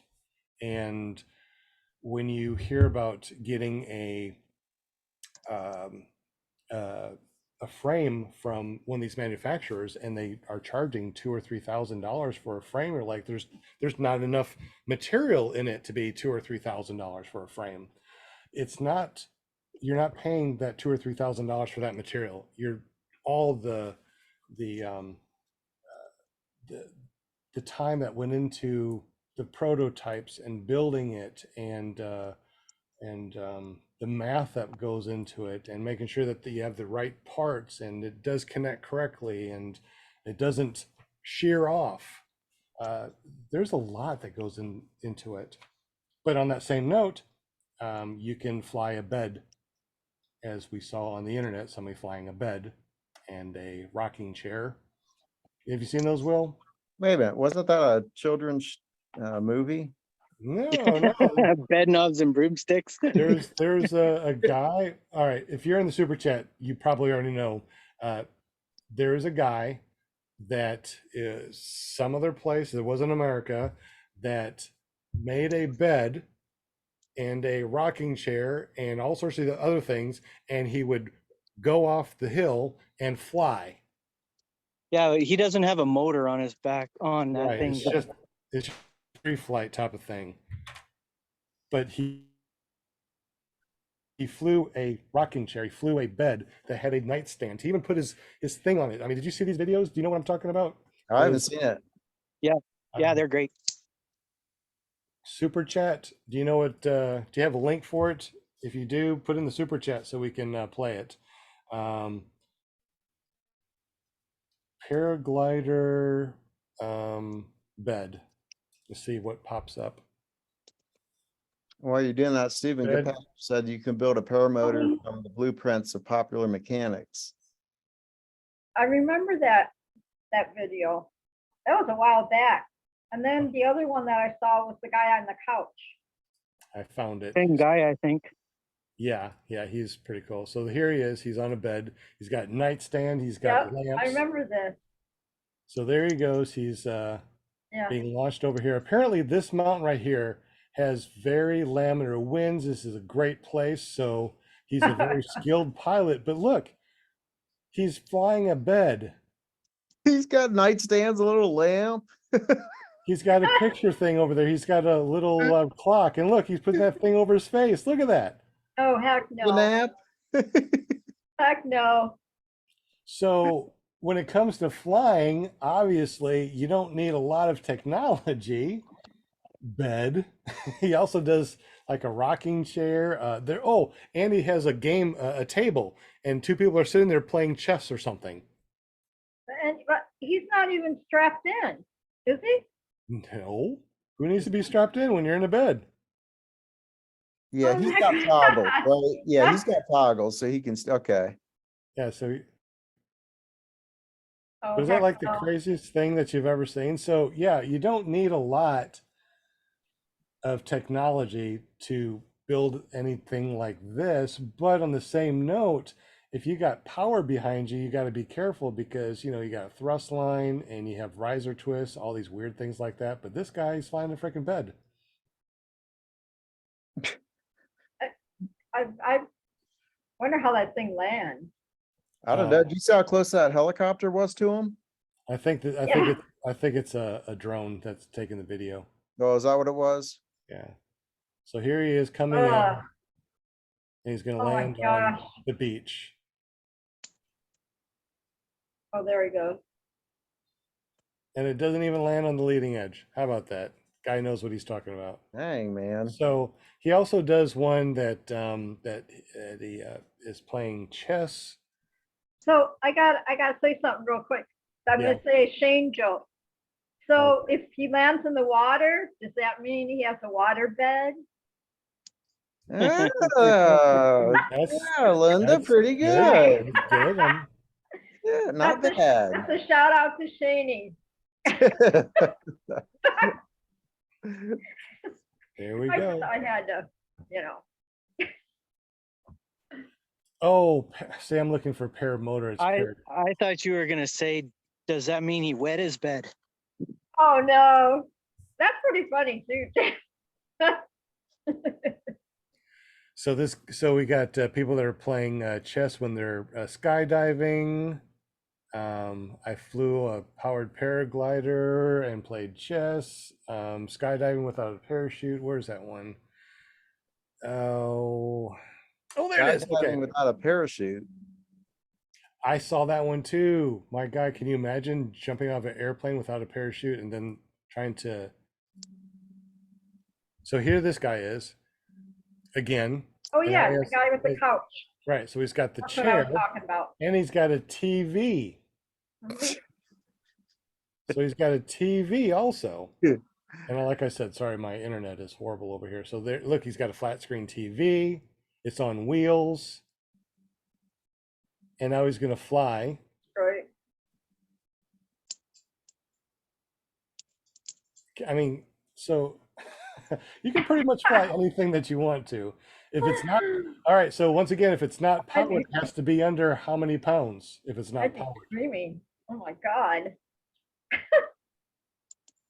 Do you remember, guys, if you are flying an ultralight in the United States, if it's under a certain weight, you can fly it under FAR 103? Do you remember what that weight limit is? Was it Not 155? powered. That's not Right. 254 pounds. 155, right? If it's not powered. So look at that. He's putting on his bedroom slippers. He's watching TV. And he's not strapped in. Oh my gosh. There's no reserve. He's got a light. He's got a lamp, so he can fly after dark if he wants to. You don't think he's got a reserve? I don't see a reserve. I mean, maybe it's under the cushion.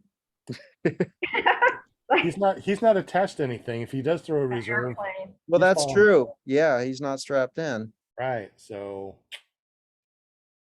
drinking a Coke, eating some Cheetos. Now that's what we need to do next, right? Bedroom slippers. So, so obviously it's not difficult to fly something. I mean, if you got a wing, you can pretty much strap on a lawn chair. And as long as you have it angled correctly, here he is coming in for a landing. You can land a freaking love seat. Unbelievable. Boom. Oh, man. So anyway, I thought that was pretty interesting. So when it comes to flying, obviously he didn't buy himself a used wing. I'm sure that was a new wing that he got because his entire life is on that wing. And he just connected to a bed, he connected to a love seat. Obviously he can connect it to a one wheel with a chair like PPG Brian does, right? You could fly with that with a one wheel if you wanted to. So it's not difficult to go fly, but you need to know how to fly first. And once you know how to fly, then all these other things, Yeah. you can try anything. That's why I'm not too worried about getting a $500 paramotor because all it needs to do is push me. So what's the deal with the jump skydiving without a parachute? I don't get it. You just Well, just I don't know why you'd want to skydive If in it's first the place. video that I'm thinking of, the guy had a big net down on the ground Yeah. and he had like thousands of jumps and he just did it. and he had to hit that net, of course. Yes, he did. And it was a massive net, but still, Yeah, it's sky actually there's a bunch of different ones that are on here jumping without a net. I mean, I just searched for skydiver no parachute and wow, a lot of people are doing it. That doesn't sound like I don't want to do it. I don't want to skydive. I like the paramotor. You know, I know that I can just push a button or a throttle, go, and be safe. Let me go ahead and share this so you can see what I'm talking about. when we were at the Butt Fan Dust Off this spring, Yeah. a guy Dang. Did we lose Jim? he We're seriously losing lost me. Jim. Yeah, so this guy jumps out without a freaking parachute and then aims himself towards this big double net. Looks like he's going through a cloud layer. I mean, I'm not all right. In the super chat, if you're still here watching this, would you skydive or have you skydive? Did would you want to? I Yeah, have no at Moonshiners, they had skydiving there. And a couple of my buddies did skydive for the first time. oh really? Yeah. And they just absolutely loved it. And I learned something about skydiving that I didn't know before, as I figured that as soon as you jumped, you'd have that terrible, terrible, oh my gosh, I'm, falling and, but apparently it's not like that. No, it's like going to an SIV course and collapsing your wing. You don't have that stomach feel. I mean, you drop out of the sky, but you don't feel it, and I don't know why either. Well, he says something about the plane was moving forward, and instead of you just dropping straight down, you're like kind of like at an angle away from the plane, I guess. So that was interesting, but I don't want to skydive. No. When I was 20, I did want to skydive, but for some reason now I don't. Well, when I was 20, I felt like I could do anything. I bungee jumped. Matter of fact, I went to Canada. Oh, you're gonna love this, Jim. I don't know if I told you the story or not, but back in the day, If you look at that, wow. You just landed that freaking net. And he has a double net too, so if you missed that first one, at least he added a second one. That's insane, dude. Yeah, and you know what's really insane? You know that thing looks like a freaking pea. You know, I mean, you've got to be talented to. Well, it's like you said, this guy has jumped out of planes thousands of times. You wouldn't want to do that on your first or second jump.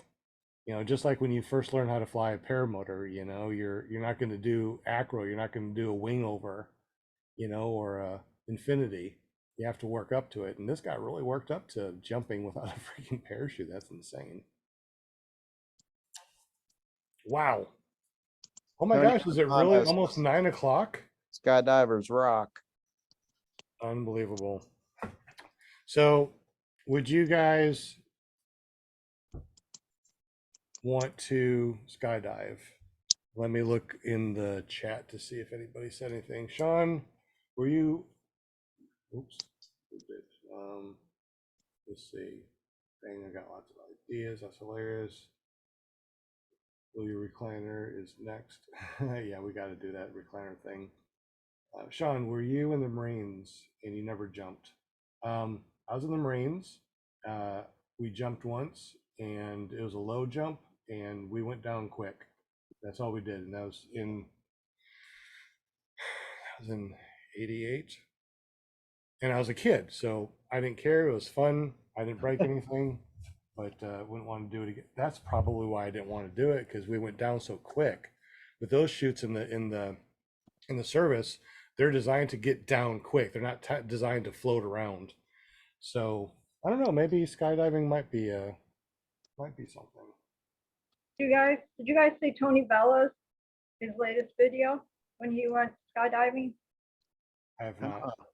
Oh, you guys got to watch it, because his friend went with him, and his friend's the parachute didn't open, but thank God they had like a reserve or something on it, but his friend went, yeah, and the parachute didn't open. That just sounds terrifying. Greg Lanley said, You watched he showed it was on the video or whatever. Like, talk about scary. Yeah, you guys got to see it. I think it's on Facebook.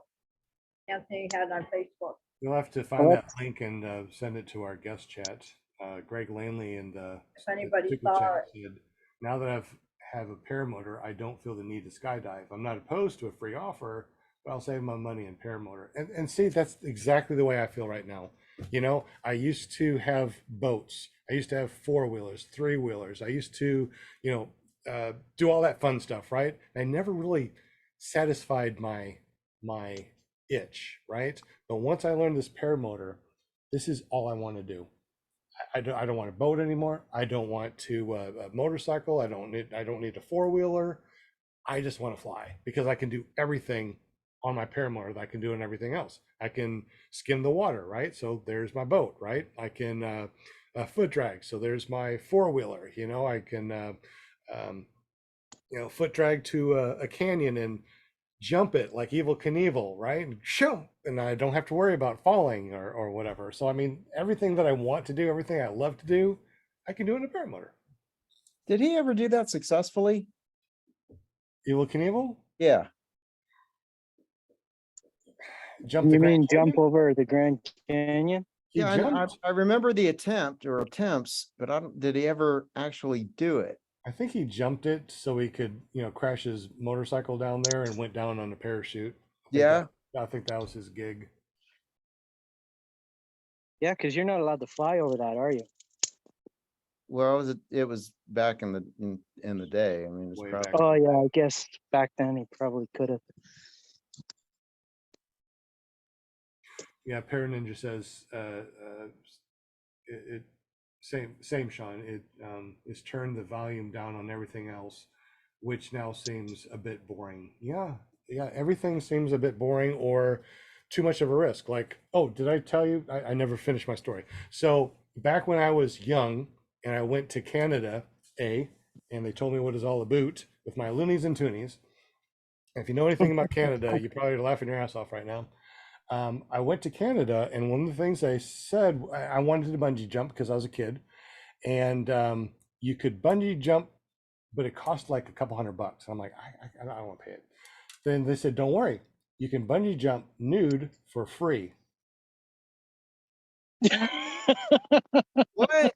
So I bungee jumped Dude. for free. I had a damn bruise that went all the way. No, I'm just kidding. Yeah, yeah, sure. It Oh was my it God. Black was eyes. Did you have it, two black eyes? it was really neat though. I mean, it was fun. It was interesting. It scared the crap out of me, but I'm like, I'm never gonna jump off a bridge again. At least not that high. So where did you do that? I think I crossed over from the big waterfall and went into. Buffalo, Niagara Falls. It was so long ago. I really don't remember the actual place. But I remember I stayed at a KOA. Other than that, I don't remember anything. It's a long time ago. I was a kid. When I say I was a kid, I think I was in my teens or 20s. I can't remember. Early 20s. Good old days. Peter has got a comment. He's reading the PPG Bible, Volume 6, and it's a wealth of knowledge. He's feeling quite confident to start kiting. Then he says, start kiting on my own or wait until I can find instruction. Closest instructor is 4 hours away. Man, if it was me, I'd start kiting. Well, what is he going to kite on? Well, he needs a, obviously, I'd- he needs a, So- he needs a I'd kite. is start he- kiting. So I is he mean, going he to needs a wing. purchase a wing or Or a kiting wing. Now, there's something a good, that's something that I got when I started was a kiting wing. It was a full-size wing, and it was one of those wings that could no longer fly, but it was sufficient to kite. And you can get those relative. I think I bought mine for 500, and I think I sold it for 500. Just passed it on. if it's a good wing, and the lines are good, then yes, but you still have to have instruction on how to kite a wing. I mean, I got kids in class that, think that, oh yeah, I've watched the videos, I've seen it all, I know exactly I know how to do this. This is gonna be really easy for me. I'm like, Does he already have the wing? all right, this is gonna be fun. So I watch them, and I'm like, all right, let me show you first. I show them how to bring up the kite and then bring it back down to a wall. Then I go ahead and try it. Can't do shit. Can't do it at all. And I would suggest, was that Peter that asked? Yes. All right. Wait until you get instruction or go to your instructor to get your first lesson. After you get your first lesson and understand how to clip in, because you have to flip it if you're going to do reverse, and you got to understand how to do reverse. If you're going to do a forward, you got to understand how to clip in for your forward and how to lay out your wing. There's a lot of videos out there, but I don't think it goes into a lot of instruction for people to learn how to actually kite a wing off of YouTube. And I think that if you go to your instructor first and say, hey, I would like to, this is 4 hours away, I'd like to get a class in today, learn the basics, and then come home and use one of your wings, or I can get a kiting wing or something and learn how to do that. Because I've seen a lot of people that tried to teach themselves to kite a wing, and the harness that they had was the wrong harness. And Michael, if you're listening to this, I'm talking about your harness, dude. He has a harness. It's one of those harnesses that, so in case you fall type of harness type of things, I'm talking about when you got the emergency harness or something. So anyways, what it has right here, it has a big flap, right? So he connected the carabiner here, but the flap would go all the way down here 6 inches and all the way back up here, out this way 6 inches and back and forth, and that was on both sides. And if the harness was not equal, then you're talking about this thing flopping around, and it could be a little bit off too. So if you have something that's even half an inch or an inch off, where this one is lower than the other, and you're trying to kite the wing, and it's just that much off, and you're not a pilot that's has hours under a wing as far as kiting. You won't be able to get the wing up above your head. And if you do, it's going to be up there for a second, and then it's going to turn over and land on that leading edge. And it happens all the time. So, Peter, I would say see your instructor, get that first day under your belt, and then ask them, ask the instructor, what kind of harness can I use, and what kind of wing should I use back home to kite until I come back here again. Because when I learned how to fly, my instructor was 4 hours away. So I could only go up there on a good Saturday or Sunday because I was working full time like everybody else. So I'd go up there on a good Saturday, work with it for a couple hours. Then I'd go home, and every free moment that I had after work, before work, on the weekends, I would be trying to learn how to kite. And I was awful until I got my brand new wing, and then it went poof. Yeah, I think that Yeah, so sounded right, Shane. Sean, I'm sorry, I'm doing a chat with Shane at the same time here. So. Sean, Shane, Just Sean, I anything don't with care. So does he have the wing already? So yeah, so this was I've been doing this now for a little over a year. So when I first started, this Not was you, I mean this guy who's asking the question. Peter. Yeah, does he have the wing, or is he thinking about getting one first? Let's see. Plenty of Because old I agree with you. Everything you said is 100% if he doesn't have the wing. And see what Stephen Goodpasture said. Plenty of old, cheap tandem wings with roofer harness. Yes, that's exactly what people are doing. They're getting old tandem wings with a roofer's harness type of thing, and that's not the way to do it. I mean, I'm a really good kiter. You put me in one of those roofer harnesses and a old tandem wing, and I can barely keep that thing up there. It's not a good thing to learn on. They're horrible. Now a speed wing or one of those what do they call them? Roadrunners? Those little tunes?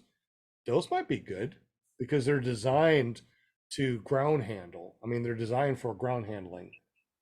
Um, Tandem wings are not. And if you have a wrong harness, you're good with a wrong harness and a wrong Develop bad wing. habits from the beginning either. So that's why I really Yeah. like your idea of going down, make a day of it, spend the day with, kiting and learning what to do, and what I did, and then come home, like you said, and kite. When I went down, for like a kiting lesson, basically, is I recorded the instruction, Yeah. like especially how to clip in and how to reverse and how to turn, things like that. Just so I had it for reference. Yeah. Yeah. Didn't have a wing yet. I don't know too many people that have self-trained and are still flying. Um, a lot of the self-trainers, I mean, don't get me wrong, there's probably self-trainers out there that are, flying and love it, but it seems like a lot of people scare themselves out of flying. They self-train, they break props, they hurt themselves.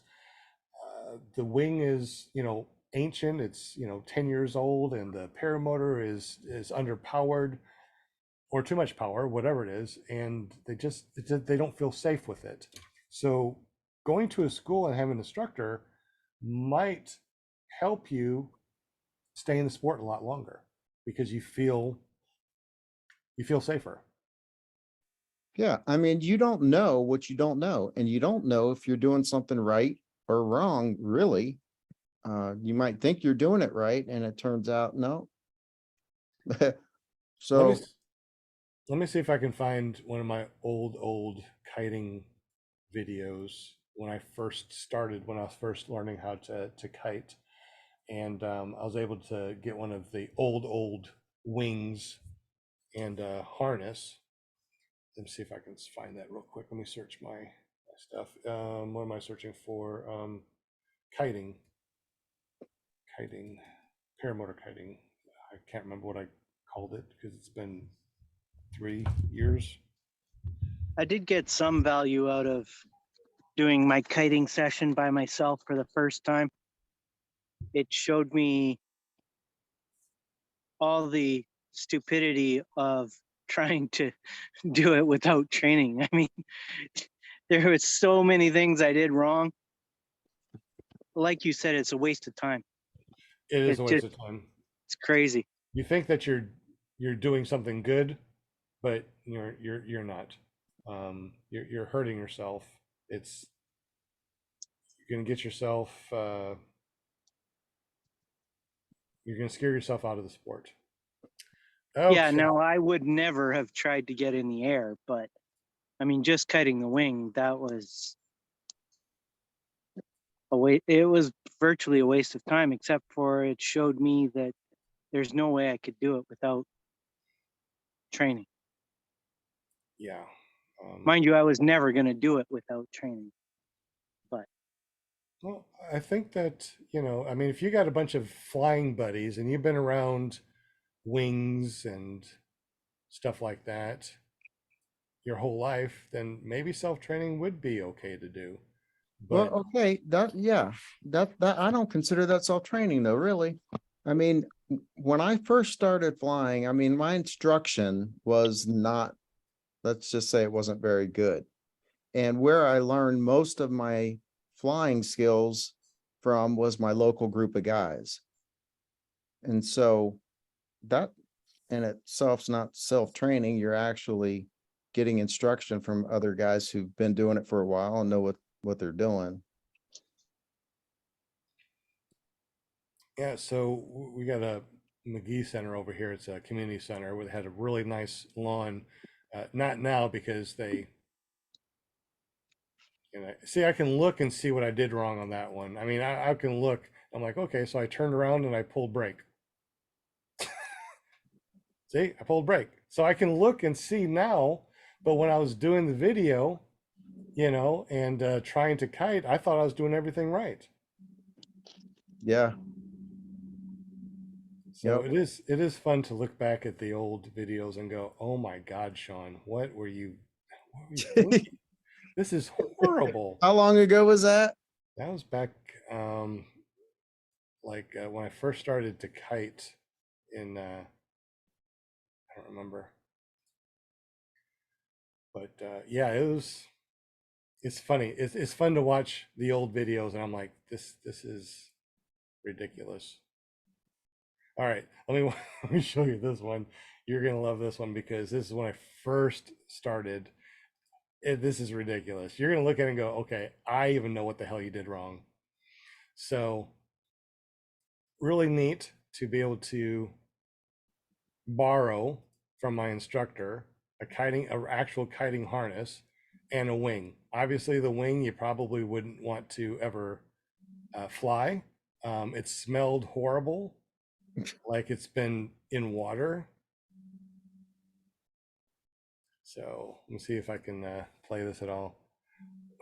So I don't know if it was the wing or me. Obviously, I think it was me because I was learning how to do this.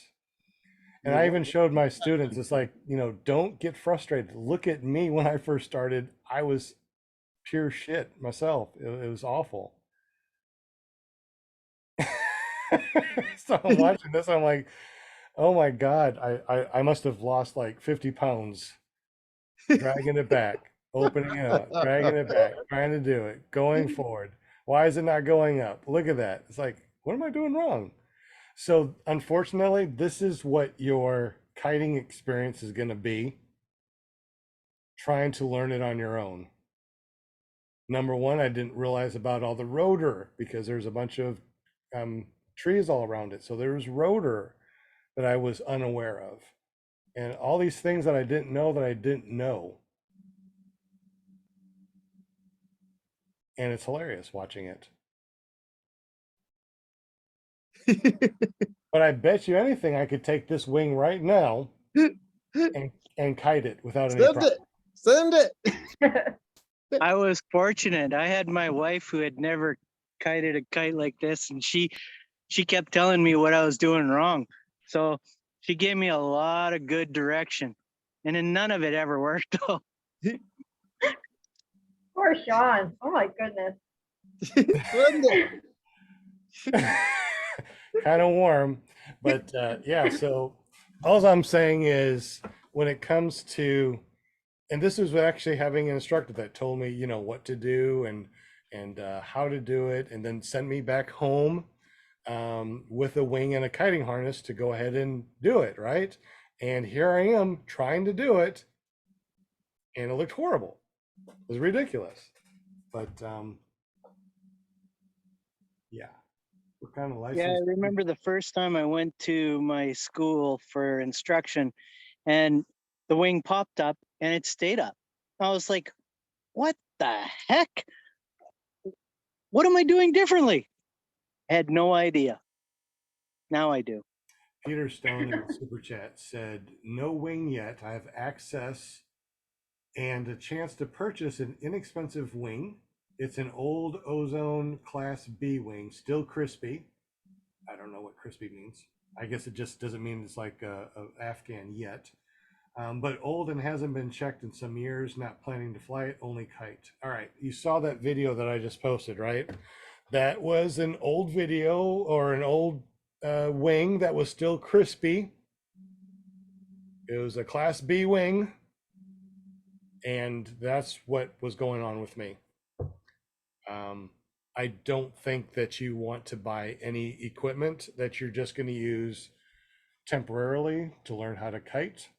I think that your instructor will be able to get you kiting a wing really quick. Like the first day, you'll be able to pop it up and go, okay, this is it.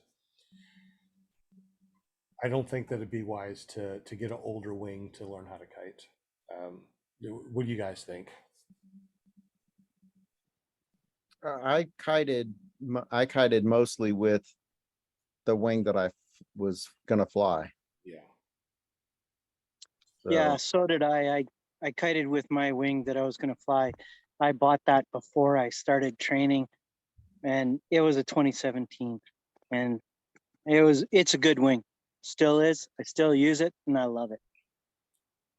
Yeah. I think that if you're going to learn how to kite, you're going to, number one, tear that wing up. Use a school wing that, you know, they rotate out, and, you know, you're not getting something that the lines might be too short and may not be able to kite. One of my students brought me a wing that he got that he was learning how to kite. And I tried to kite the wing, and the one side just kept on flopping down. I'm like, what's going on? Because the lines were stretched. So it wouldn't even stay fully inflated. And this is what somebody was trying to learn how to kite on, was a wing that is very difficult for me to keep the wing up and not have that one side collapse because the lines were stretched. So Another reason to use a wing that is from the instructor is because they know those wings. They don't have to read the manual of your wing. Like when my wing, it's not supposed to be flowing with the trims all the way in, but nobody knew that. So it took a little bit of adjusting because we just didn't. I found it out later when I finally read the manual. I did figure out how to do it, but and it worked out. But I would have saved all that time figuring all that out if I had just used the school wing or bought a wing that the instructor was familiar with. Or just have a little bit of time under your belt with your school wing, because when you buy your wing, you don't want to take that thing up and have it turn around and go right down on the leading edge, and because immediately you're destroying your wing. I mean, the wings only have a finite life anyways. Shelf life 10 years from manufacturer date. So if it was manufactured today and it was still in this package and it stayed in this package, and 10 years from now someone said, hey, look, I got a brand new wing, you want it? You know, I'll sell it to you for $3,000. If it's 10 years old and it's never been opened, to me it's not worth it. It still degrades over time. Not as bad as if you're going to keep it out in, uh, midday sun, letting it stay out there, or throwing it in the washer, or going into the lake and catching fish. You know, they only have a finite life. I would say 600 hours, and that's if you take care of it. Uh, and that's a good that is working it for 2 years straight of 300 hours a year. Um, and it'd probably still be good, but they really only have a finite life. And if you don't know who you're getting it from and how they uh, fly, that makes a big determination too. If someone loves to do acro, like I would never buy one of Tucker Gott's used wings. Heck no, man. You know that thing's Used and abused. I you could know. hang it on the wall though. What's that? You could hang it on the wall. It'd be great for students to kite. There's great Yeah. kiting stuff, but I don't know if I'd ever want to fly anything. But like I said, that first year I did 200 or 350 hours on my Roaster 3, and when I sent it in, it failed. So you can this is 2022. I could probably find somebody that got a 2022 wing, brand new at the very first of the year, did SIVs and acros and stuff, and here it is, almost September, and that wing probably would fail. Yeah. Was it crispy? I bet it was crispy. Brand new? Yeah, I'm sure it still smelled brand new. No mud on it. It still looked amazing, but it would fail the test. And if you went up there and tried to do some acro or a spiral, one of those lines would probably snap. How many times have we seen people try to do acro and a line snapped? Yeah. Seen it firsthand. Yep, just happened. Bad apples. So And James, Sutherland. absolutely. So if someone just takes off and they fly early in the morning and they don't do anything and they come in for a landing and they pack everything up, within that hour of sunrise, that wing is going to last a long, long time. When you fly midday or you're out past that hour after sunrise or before sunset type of thing, the sun really degrades it. If you get it wet, it's dewy out in the morning and it doesn't dry all the way and you pack it back up, that degrades it too. Sunlight degrades it. You keep it in the car or your trunk because you want to go fly in the afternoon after work, right? And so you keep your wing in the trunk. That will degrade it. So you don't know what other people are doing to their wing. And when you buy it, you have no idea what their true history is. Same thing with the paramotor. You really don't know a true history unless it's a paramotor pilot that posts a lot of video on YouTube, and you can go back and go, okay, this is when he got the paramotor, and I see how he flies. Yeah. Is it really That's after a, 9 that's a good o'clock? point. That's a real good point. I mean, Golly, time is video. just rolling. It is. Peter Stone said that he's basically asking what are the favorite frames and motors, and trying to get market sentiment and opinions. My opinion on that is that paramotor pilots tend to love whatever it is they're flying at the time. And right now, I love my power to fly. I mean, it's a good frame, and the Moster 185. I love that motor. So second for me would be probably Parajet Maverick, which is what I flew before the Power to Fly. So it's kind of hard to buy a bad frame these days. They're all pretty darn good. They are. And I've been really lucky because going to fly-ins and other friends that would say, hey, fly my gear. I've been able to fly a lot of different gear. And when it comes to paramotors and what is the best, or what is safer and stuff like that, you really have to, it's risk versus reward. The whole thing is, right? So you can get something like a flat top or the Angel that you can beat the hell out of, and you can butt land, you can turtle, basically you can just try to destroy it, and it's not going to destroy it. They're built like a tank, but they're heavy or heavier, and I don't know. And then you got the lighter ones. But if you butt land on a lighter one, or if you turtle, you're going to break a frame and break a netting. It's all risk versus reward. I would say use your school's gear and just keep an eye out and search for different pilots and go to a fly-in. There we go. Peter, go to the next fly-in. Talk to different pilots, look at their gear, watch people fly. There's always importers and schools and people that have gear at fly-ins. Go to the next fly-in and just check everything out before you go to school. Yeah, and hook up with a local group of guys and pick their brains. Absolutely. Go to ppgzone.com. It's like a Facebook for paramotor pilots. There's an interactive members map, so you can actually see all the pilots that are around you after you register for free. So that's something to think about too. You might have a pilot living right next to you and you don't even know it. Make one out of conduit. No, don't make one out of conduit.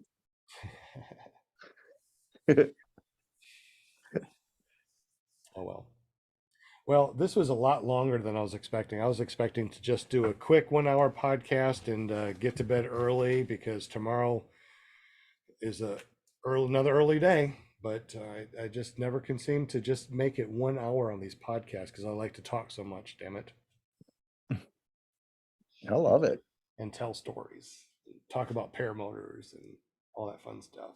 Yeah, if we're not actually doing it, then we'll do the second best thing.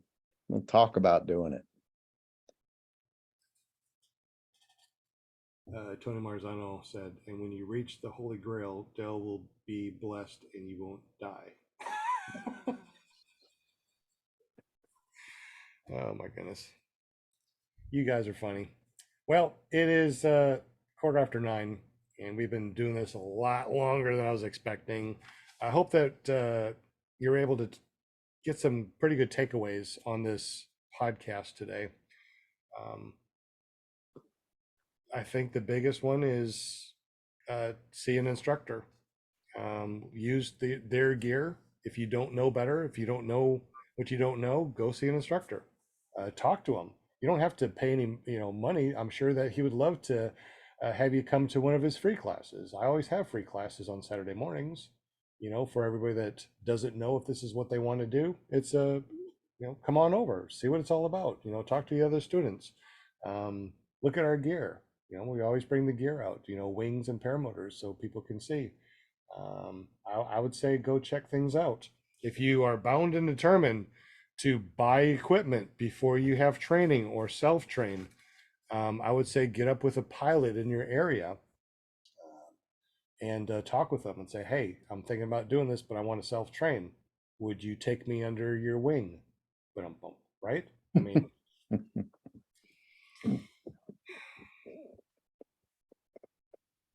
I don't know.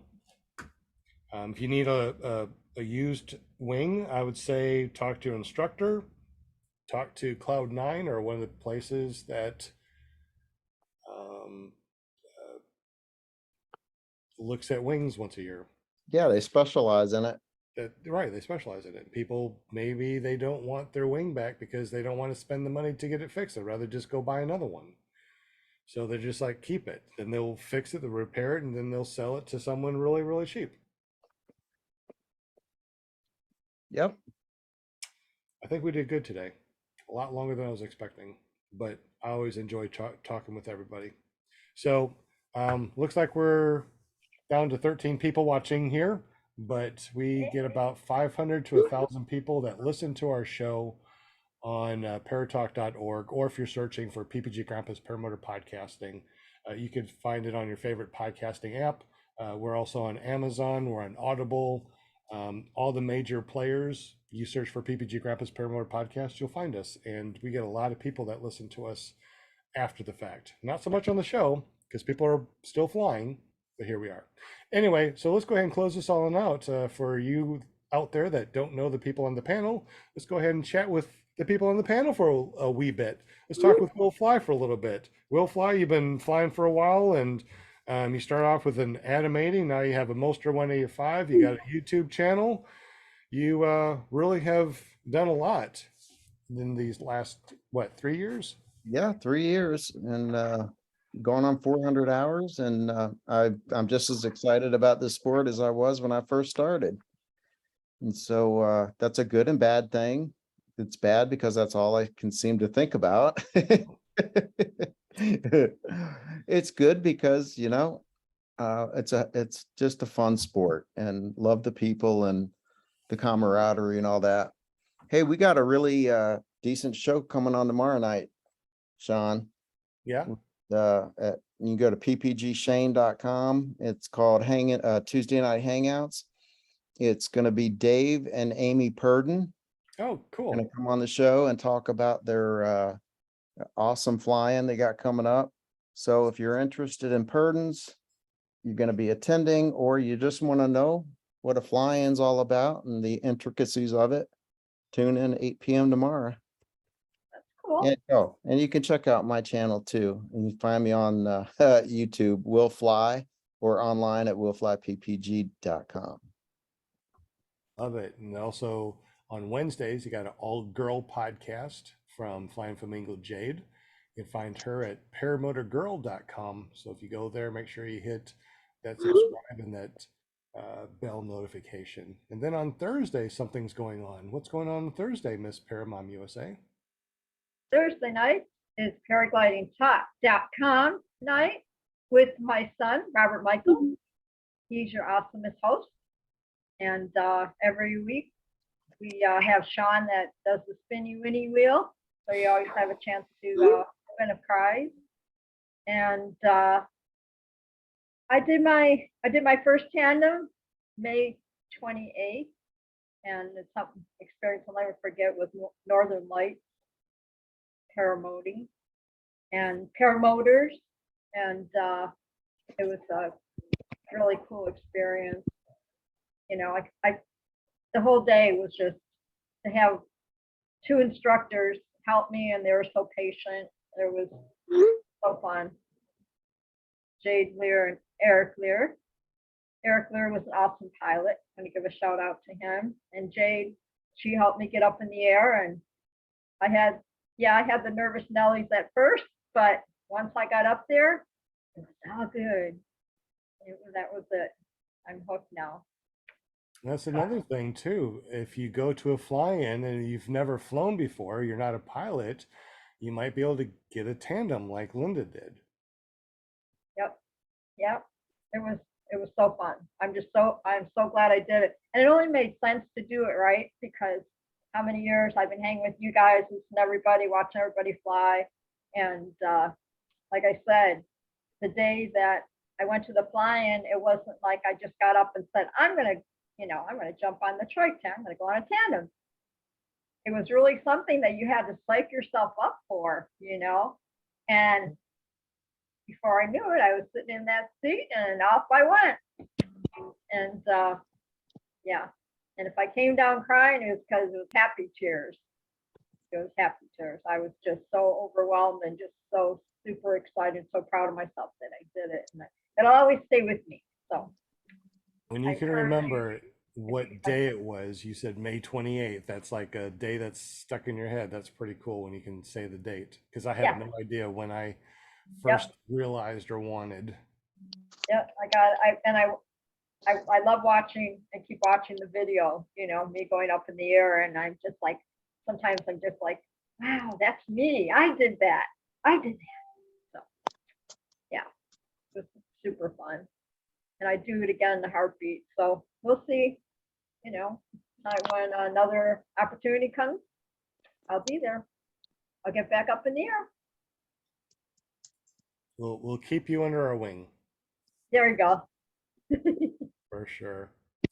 And also too, if you guys want to be on the show, just get up with Linda Anderson. You can find her by going to paramomusa.com. It'll forward over to her Facebook page.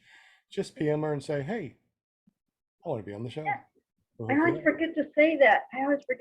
Yeah, please, if you want to be a guest on the show, just if you can't get over at the Paramount USA, just PM me or whatever, and I'll get you all set up. Easy peasy.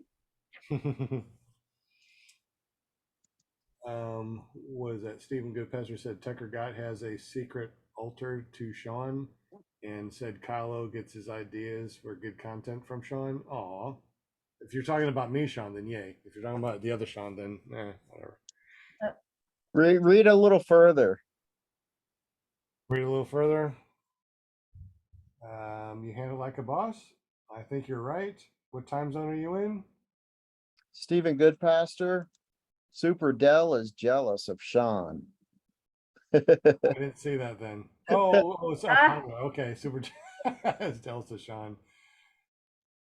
Well, that's because I'm the world champion on ppgme.org.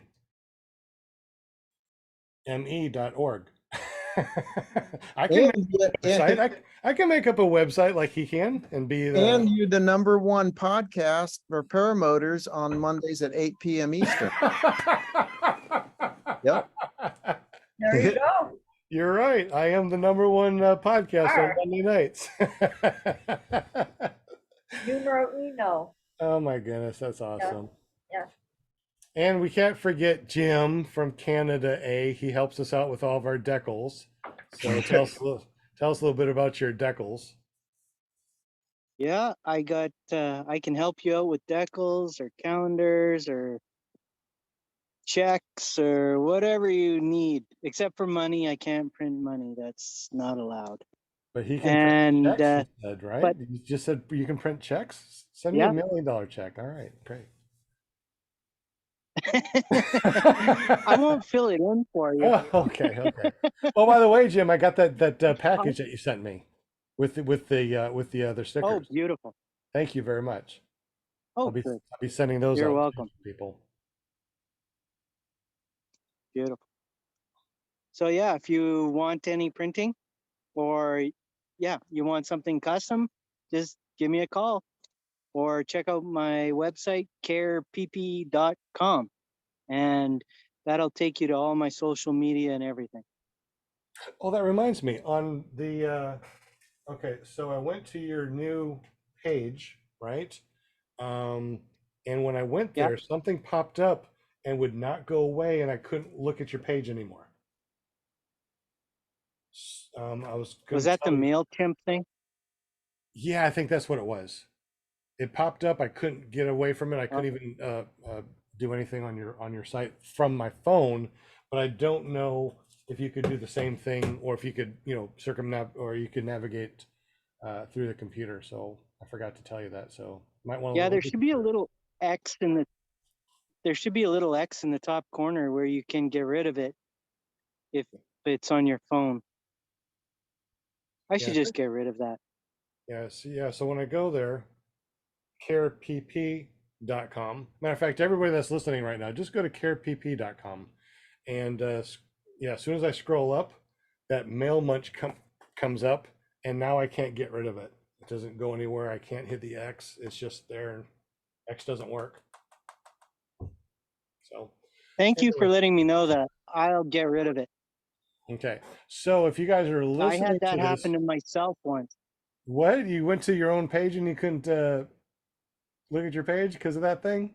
Yeah. And I thought, I need to get rid of that. But then I tried it on my laptop and it worked fine. So yeah, mobile version. I don't think too many people look at websites on a laptop unless you're like 50 or older, right? Right. Us young kids, we use our phone. Are you talking about the subscribe? Yeah, the MailChimp thing that subscribe pops thing. up. Yeah, swipe Yeah. down. Yeah, I swipe down, then I go back to the top, then I try to scroll down, and now I can't get rid of it. Oh, yeah. So I can scroll up, but I can't see any content, and I can't hit the X. The X is not working. So if you're listening to this, go to carepp.com and see if this is still happening. And if it is, fill it out. Let me know. Subscribe. Make sure you fill in all your information, subscribe, and I'll send you a sticker. Yeah, Ooh, that's sneaky. You have to fill in your name and stuff probably to make that disappear. It probably even pops up when you're visiting other websites too. Man. Yeah. Yeah. Exactly. No, it's not a virus. It's something that we actually put on there. No, I'm sure it's a simple fix. So I like Care PP. What happens if you got a Care PPG.com? Well, that goes directly to the YouTube channel. Oh, you do got that one. That's awesome. Oh, So that was you're a trick question. so Care PP is Care Printing and Publishing.com, right? Or Yes. PP is publishing printing, right? Care PP is my everything. It's like a landing page. Uh-huh. So if you go there, you can access everything. Okay. Even your Care PPG, which is YouTube Yes. Paramotor Shenanigans. And you're up to what flight now? 152. Holy smokes, you're catching up to me. Not. No, probably not. Awesome. You probably do 152 in a couple months. It's not uncommon for me to burn through 20 gallons of gas over a weekend by flying morning, noon, and night.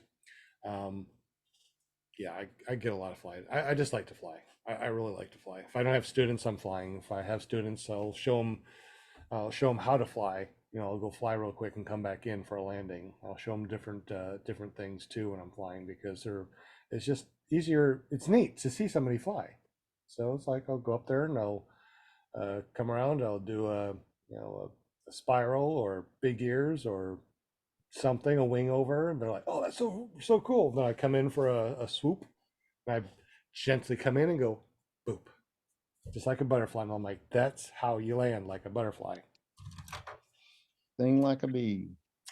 Don't want to sting like a bee. That hurts." So anyway, it's 9:30, so let's go ahead and call it a night. You guys have been amazing. Thank you very much, Will, for hanging out, and Paramount USA, Linda Anderson, and Jim from Canada A and his maple syrup smelling money. Thank you, chatters. I appreciate you. Much love. We'll be here come back next Monday night. We have Matt Minyard in the house Matt with Minyard. Paramotor Louisiana. And I'm looking at his page here, and he works at ITV Wing. So y'all got to jump in the chat and don't miss out, because it's going to be good. It's going to be really good.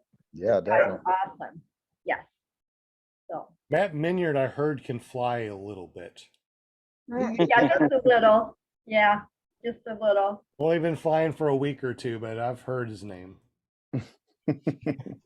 Yeah, exactly.